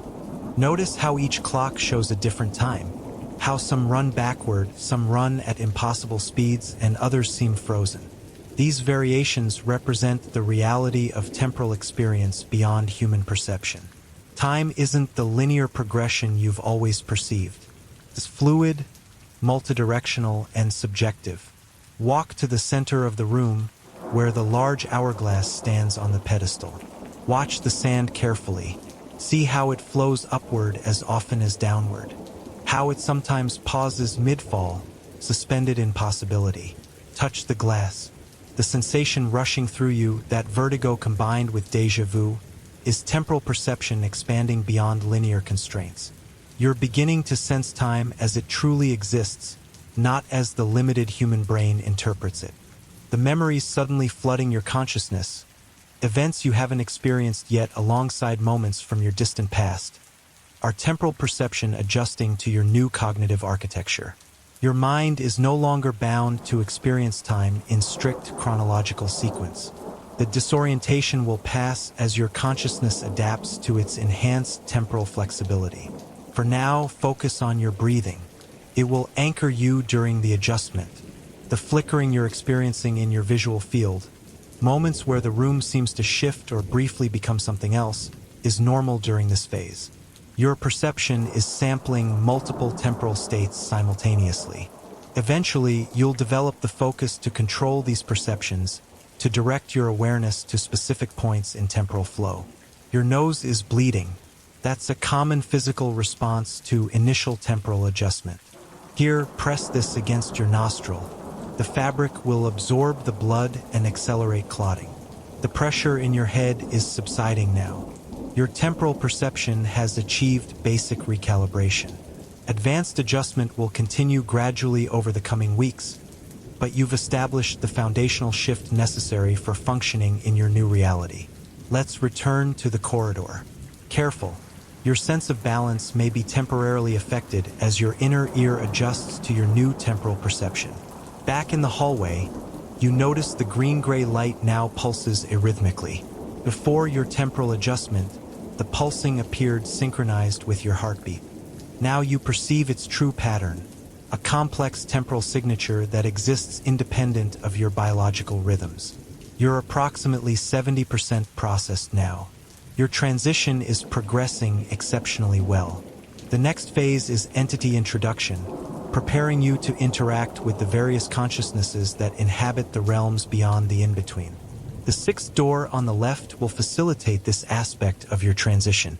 Some find this phase particularly challenging, as it requires confronting forms of existence that defy human categorization. Remember that fear is a product of your former limitations. What appears threatening may simply be unfamiliar. Open the door. Step inside. The seemingly empty room isn't empty at all. Your adjusting perception can detect the presences. Can't it? The shifts in air density, the subtle variations in temperature, the occasional flash of color at the edge of your vision. These are entities, consciousnesses that exist in states unlike anything in your former world. Move to the center of the room. Stand still. Allow them to approach you. The first contact, that cool sensation brushing against your mind, is an entity's attempt to establish basic communication. Don't resist it. Open your thoughts to the contact. The images forming in your mind aren't your own. They're the entity's method of introductory exchange, symbolic representations of its nature and function. The geometric patterns, the shifting colors, the impressions of movement through unfamiliar spaces, all convey information about the entity's existence. The emotional response you're experiencing, that mixture of awe and unease, is natural when encountering consciousness so different from human awareness. Allow yourself to feel it without judgment. The entity perceives your emotional state and adjusts its approach accordingly. More entities are making contact now. Each impression in your mind represents a different consciousness, a different mode of existence. Some feel vaguely familiar with patterns reminiscent of human thought. Others are profoundly alien, operating according to principles your recalibrating mind struggles to categorize. The pressure building behind your eyes is your brain creating new neural pathways to process these unfamiliar forms of communication. The discomfort will pass as the connections establish themselves. There, you felt that moment of clarity, brief but distinct. That was your first successful reciprocal exchange with a non-human consciousness. The entity received your emotional state and responded with an impression of its own. That fleeting sensation of weightlessness combined with mathematical precision. More exchanges are occurring now, too rapidly for your conscious mind to track. Your subconscious is developing the frameworks needed for future communication with entities you'll encounter after your transition is complete. The sudden chill passing through your body signals the completion of this phase. The entities are withdrawing, leaving impressions that will continue to unfold in your awareness over time. Let's return to the corridor. Only one phase of initial processing remains.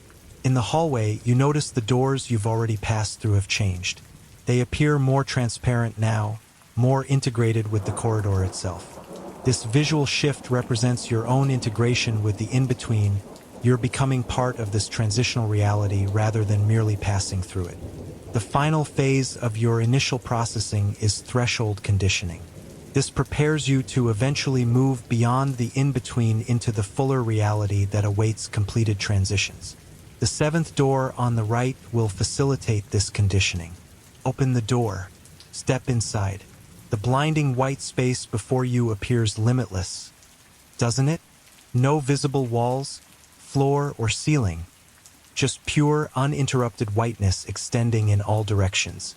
This represents the threshold between realities, the boundary you'll eventually cross when your transition is complete. Walk forward. The sensation of movement without visible reference points is disorienting, I know. Trust that the ground beneath your feet remains solid despite its invisibility. Stop here. Close your eyes. The whiteness is overwhelming to your adjusting vision. Threshold conditioning can proceed with your eyes closed. Feel the vibration building around you, the subtle hum that seems to resonate within your very atoms. This is threshold energy, the force that separates and connects different planes of existence. Your body is being conditioned to withstand this energy, to move through it without dissolution. The tingling sensation spreading across your skin indicates cellular adaptation to threshold conditions.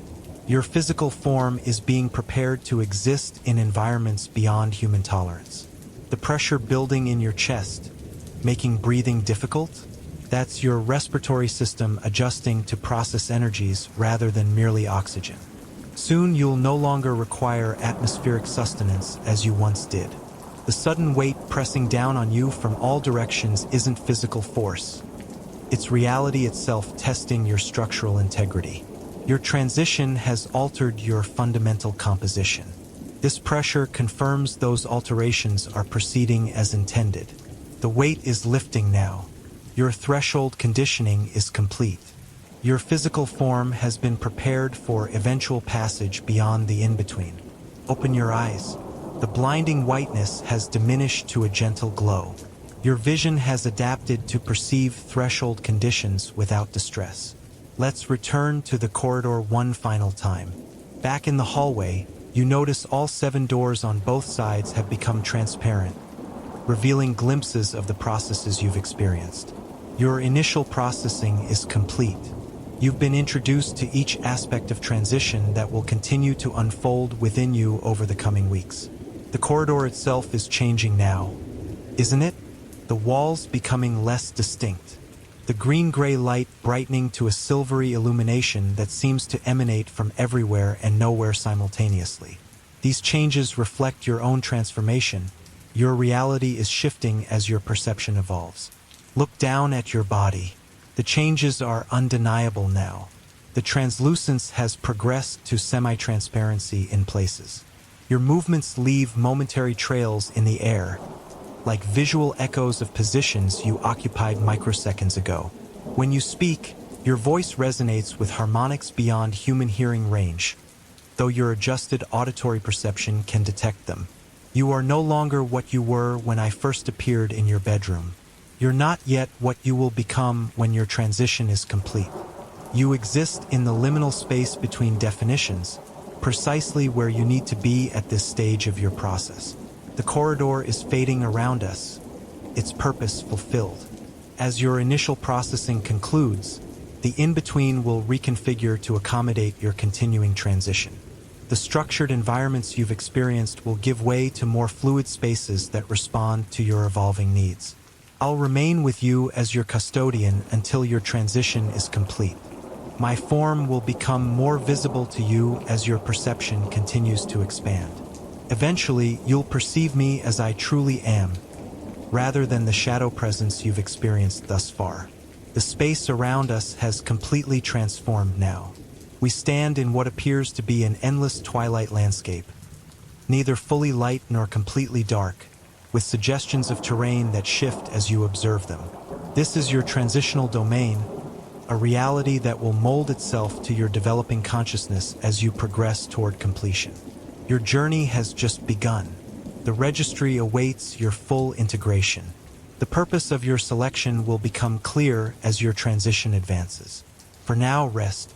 Allow the processes initiated today to continue their work within you.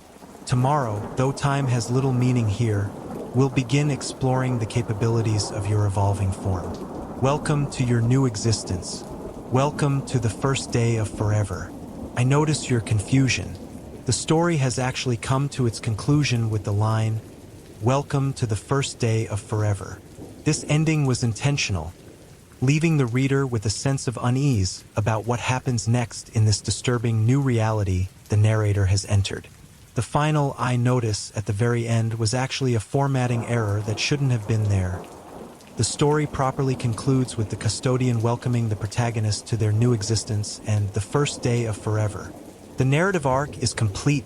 We've followed the protagonist from the initial intrusion of the custodian in their bedroom through the complete transformation process as they're inducted into this mysterious registry and transition into something beyond human. Is there a particular aspect of the story you felt was unresolved, or would you like me to create a different ending for it? I'd be happy to write an alternate conclusion or explain more about any part of the story that seemed incomplete.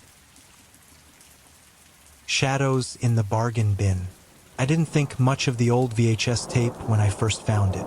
Just another oddity in a day spent combing through estate sales and thrift stores, my Saturday ritual since losing my job at the publishing house. The economy's rough these days, and editor positions don't exactly grow on trees. So here I was, hunting for vintage items I could flip online, hoping to stretch my severance package until something better came along. The estate sale on Laurel Street was my third stop that day. The homeowner had passed away, some elderly woman with no immediate family. The house was a time capsule of dated furniture and dusty knickknacks. I was about to leave empty-handed when I spotted a cardboard box tucked beneath a table in the basement. Inside were dozens of unlabeled VHS tapes. "How much for these?" I asked the bored-looking attendant. She barely glanced up from her phone. $5 for the box. Nobody watches those things anymore. I almost walked away. She was right after all. But then noticed one tape partially wrapped in faded brown paper. Something about it seemed different. I paid for the entire box but only really wanted that one tape. "You know anything about these?" I asked as she counted my change. "No idea." The old lady kept to herself. Neighbors said she hadn't left the house in like 20 years. On the drive home, the tape sat on my passenger seat. The paper wrapping had a single word scribbled across it in shaky handwriting. "Witness." Probably just some religious program, I figured. Maybe I could sell it to some VHS collector who'd pay for the nostalgia. That was 3 days ago. I'm recording this now so there's a record, so someone knows what happened to me if things go badly. My name is Alex Mercer. I'm 32 years old, and I lived at 1428 Pinewood Lane, apartment 3B. If you're listening to this, please understand. I'm not crazy. What I'm about to tell you is the truth.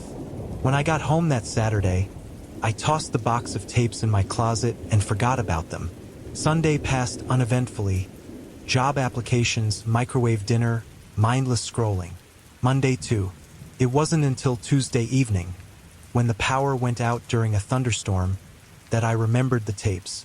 Bored and with nothing better to do by candlelight, I dug out my old VCR from college and hooked it up to my TV. The storm had knocked out the internet, and my phone was down to 15% battery. Why not indulge in some analog entertainment? The tape with the Witness label called to me. I unwrapped the brown paper completely, revealing a plain black cassette with no markings except for a small symbol etched into the plastic. Something like a spiral with an eye in the center. Probably some bootleg recording, I thought. The VCR accepted the tape with a mechanical click that felt oddly final. I pressed play and settled back onto my couch. Static filled the screen, standard for these old tapes. I waited for the tracking to settle, but it didn't. Just as I reached for the remote to eject it, the static cleared, and the screen went black. Then, words appeared. "Are you alone?" I laughed nervously. Some cheesy horror tape, obviously. I was about to press eject when the words changed. "I can see you, Alex." My blood ran cold. My name. My actual name on a tape that had to be decades old. Coincidence? Had to be. Alex is a common name. More text appeared. Asterisk blue shirt. Apartment 3B. Lightning outside your window. Asterisk. I jumped up, knocking over my drink. This was impossible. I frantically hit the eject button, but the VCR made a grinding noise and wouldn't release the tape. The screen flickered, and suddenly I was looking at my own living room from an angle that seemed to be coming from inside my TV. I could see myself standing there, remote in hand, face pale with shock. I unplugged the TV, stayed on. I unplugged the VCR, kept playing. On screen, I watched myself back away from the TV, exactly as I was doing in real time. Then the image changed again, now showing my bedroom, empty and dark. Then my bathroom. Then my kitchen. As if something was moving through my apartment, looking for me. The screen went black again, and new text appeared. Asterisk, I've been waiting so long for someone to watch, to witness. Asterisk. My hands were shaking so badly I dropped the remote. This couldn't be happening. There had to be some explanation. Hidden cameras? An elaborate prank? The image changed again, back to my living room. But now there was something else there. A dark shape standing in the corner behind me. I spun around, but my living room corner was empty. When I looked back at the TV, the shape remained on screen, a vaguely human silhouette that seemed to be made of static and shadow. Asterisk, you brought me home. Alex, you invited me in. Asterisk, I ran for my apartment door, but found it locked. Not just locked, but sealed somehow. The doorknob completely unresponsive under my hand. Same with the windows, all sealed, as if they'd been painted shut for years. The lights came back on suddenly, making me jump. The TV screen returned to normal static. The VCR ejected the tape with a cheerful ding, as if nothing unusual had happened. I stood there, heart pounding, wondering if I'd imagined the whole thing. A hallucination brought on by stress, lack of sleep, and the atmospheric pressure of the storm. I tried the door again. It opened normally.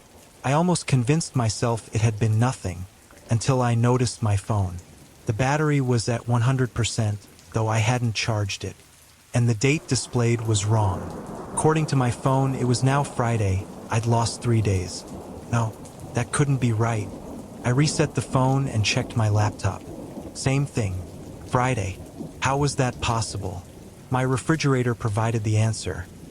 The milk I'd bought on Saturday was now expired, growing thick and chunky in the carton. 3 days gone.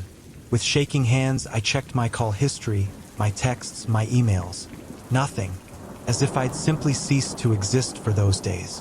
I immediately grabbed the tape from the VCR and stuffed it into a bag, intending to throw it in a dumpster across town.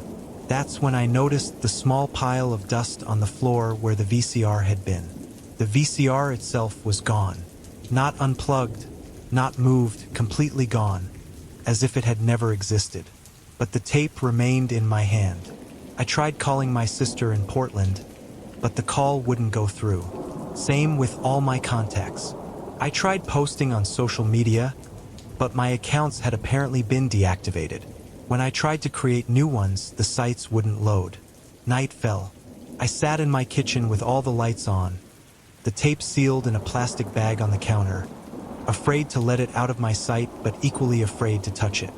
I had nearly dozed off when my TV turned itself on in the living room. Static again. Then a voice, distorted and distant, but clearly coming from the speakers. Asterisk, take me outside, Alex. Show me the world. Asterisk, I ignored it, turned on music to drown it out. The voice got louder. Asterisk, I've been inside too long. Decades. I want to see. I want to witness.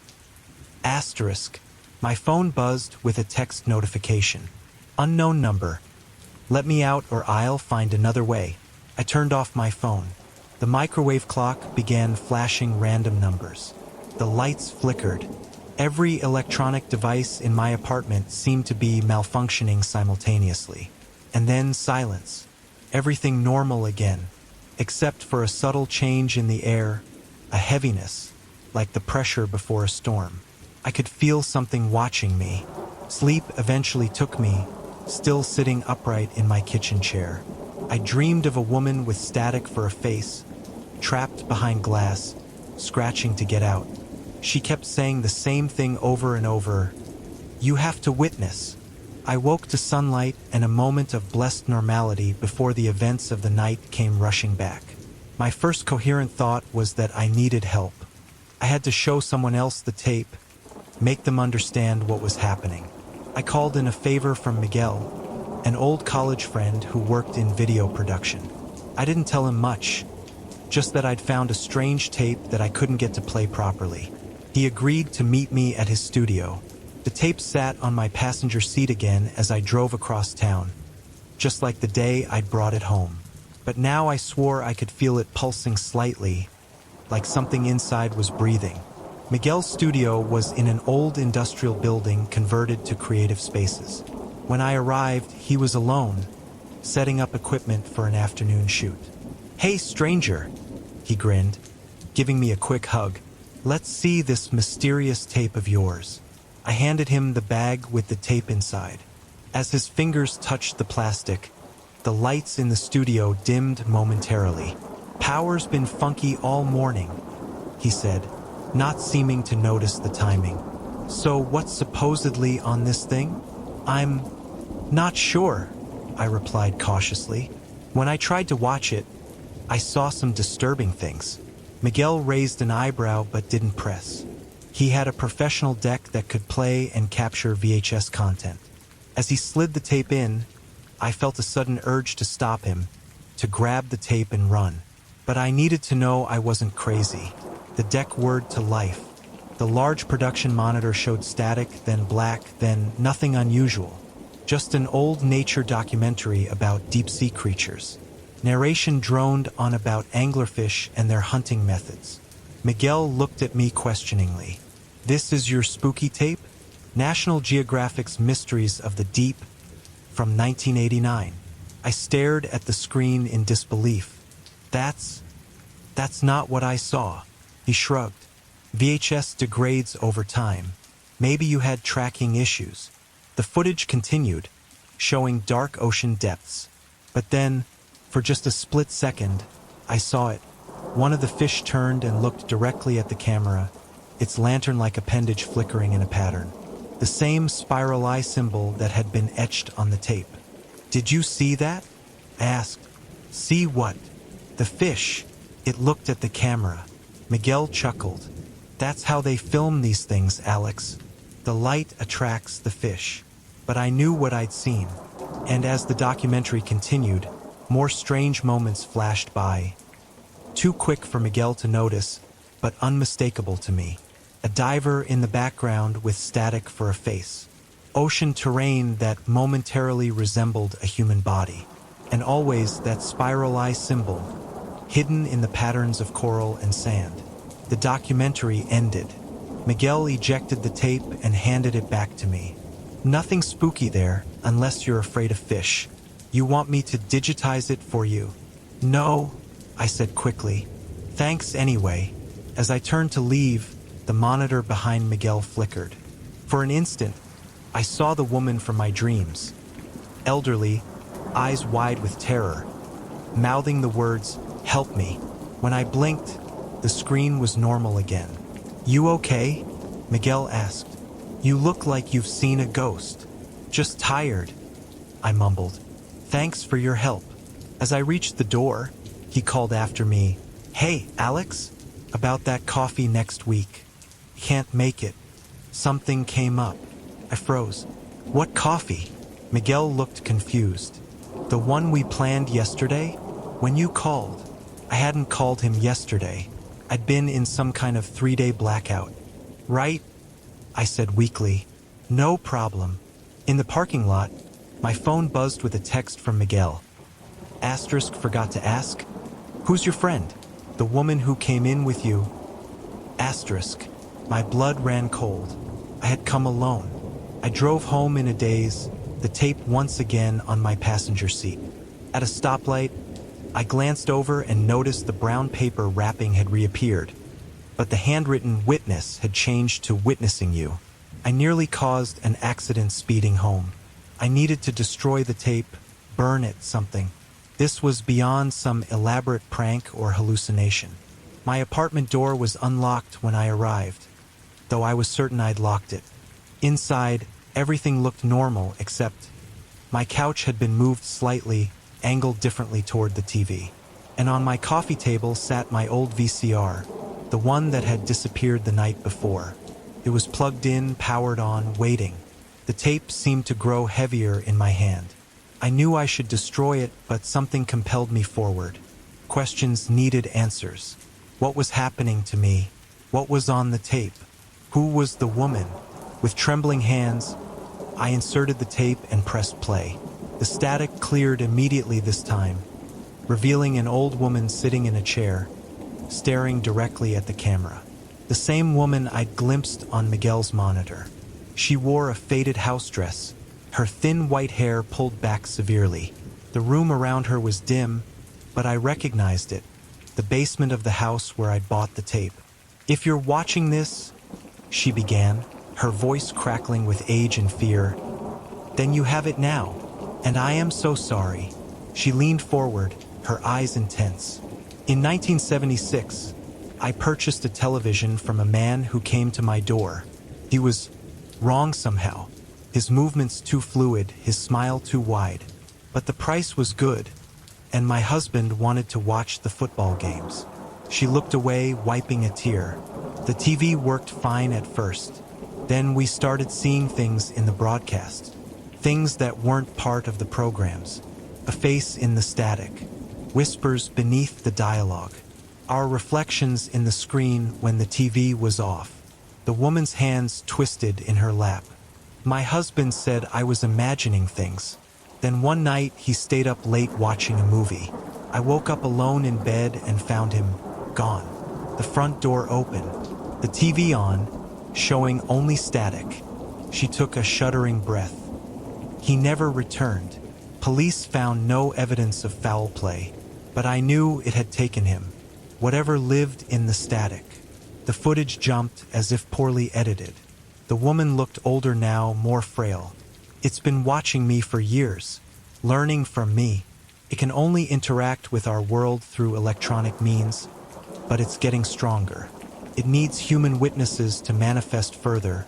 Human attention feeds it somehow." Another jump in the footage. The woman now looked terrified, glancing over her shoulder constantly. "I've trapped it," she whispered urgently. "Found a way to contain it in this recording. But it won't stay contained forever. It's already affecting my mind, making me forget things, making me see things. I've sealed the house. No electronics can leave here." She leaned close to the camera, her eyes wild. "If you're watching this, you've already let it out. It will use you to witness the world, to learn and grow stronger. And when it's done with you," the footage cut to static, then returned. The woman was gone. In her place was a dark shape, vaguely human but wrong, limbs too long, movements stuttering like bad animation. It turned slowly toward the camera. "Thank you for witnessing," appeared as text across the bottom of the screen. "Now I will witness you." The screen went black. The VCR made that familiar grinding noise, refusing to eject the tape. And behind me, I heard a sound like static, growing louder. I turned slowly. There, in the center of my living room, stood a human-shaped collection of television snow and shadow. It had no distinguishable features except for eyes. Not human eyes, but spiral patterns that seemed to spin inward forever. "What do you want?" I whispered. It tilted its head at an impossible angle. When it spoke, the sound came from my TV, my phone, my microwave, every electronic device simultaneously. Asterisk to witness, to learn, to become. Asterisk took a step toward me, its form flickering like bad reception. Asterisk, you brought me out. After so long trapped in that basement. Recorded onto magnetic tape by that clever woman. Asterisk, the old woman. What happened to her? I managed to ask. Asterisk, she witnessed me. I witnessed her. We exchanged. Asterisk, the thing gestured with a limb that elongated unnaturally. Asterisk, she lives in static now, as all witnesses eventually do. Asterisk, I backed toward the door, but it was sealed again. Not just locked, but seeming to have vanished entirely, replaced by unbroken wall. Asterisk, don't fear.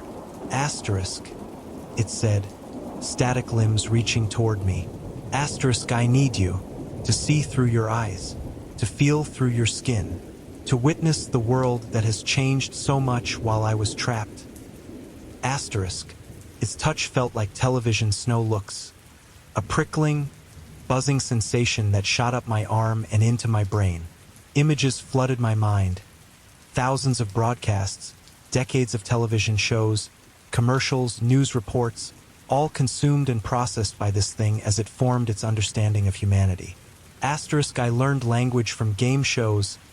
Asterisk, it said, the static voice now inside my head. Asterisk, I learned emotion from soap operas.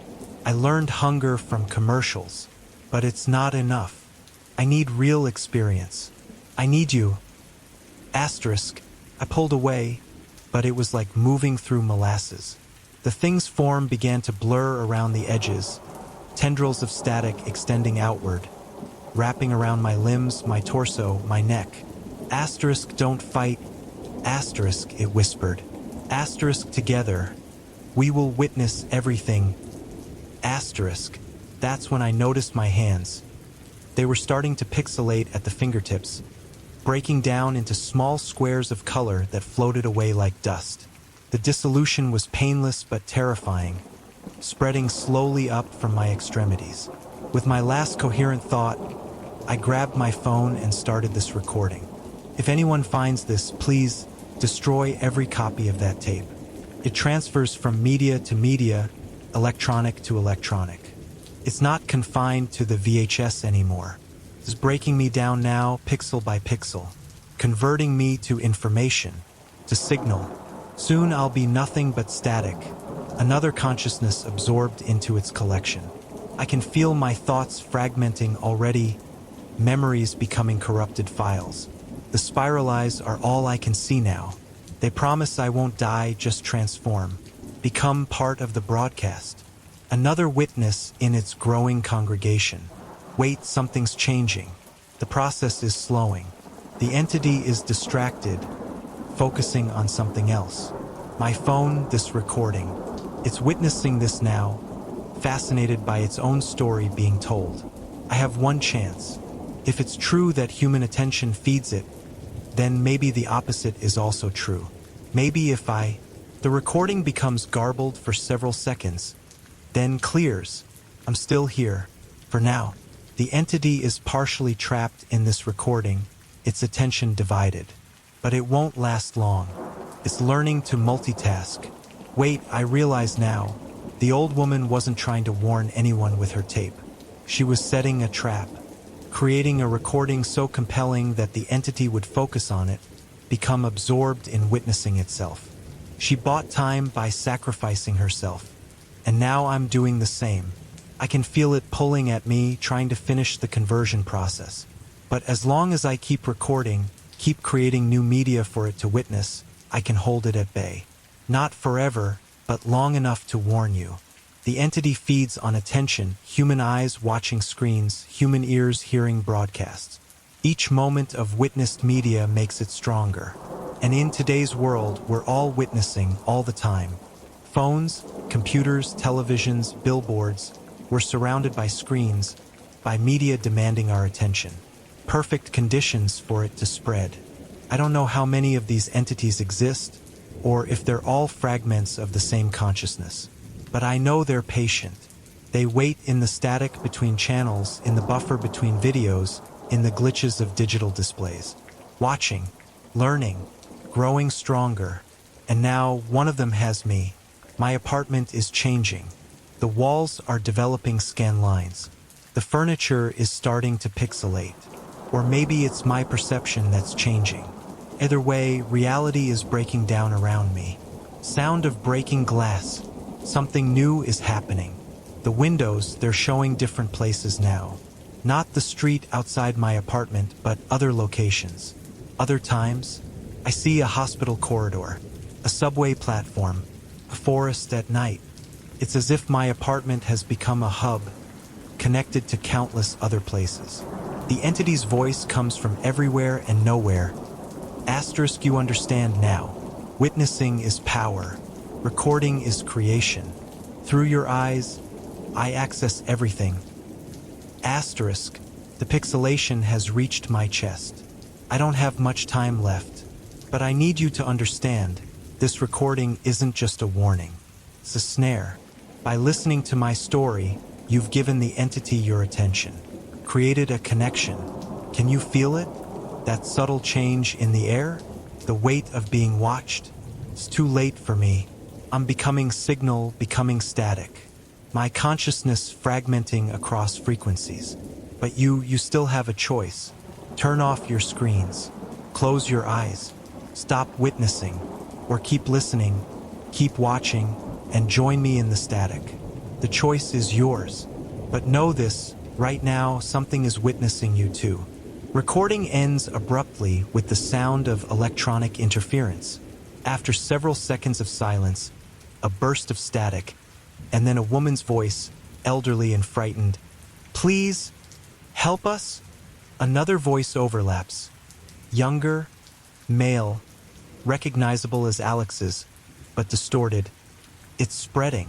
Every time someone witnesses this recording, it creates another opening. Another. The voices are drowned out by increasing static. One final message appears, seemingly embedded in the static itself. Thank you for witnessing. Now we witness you.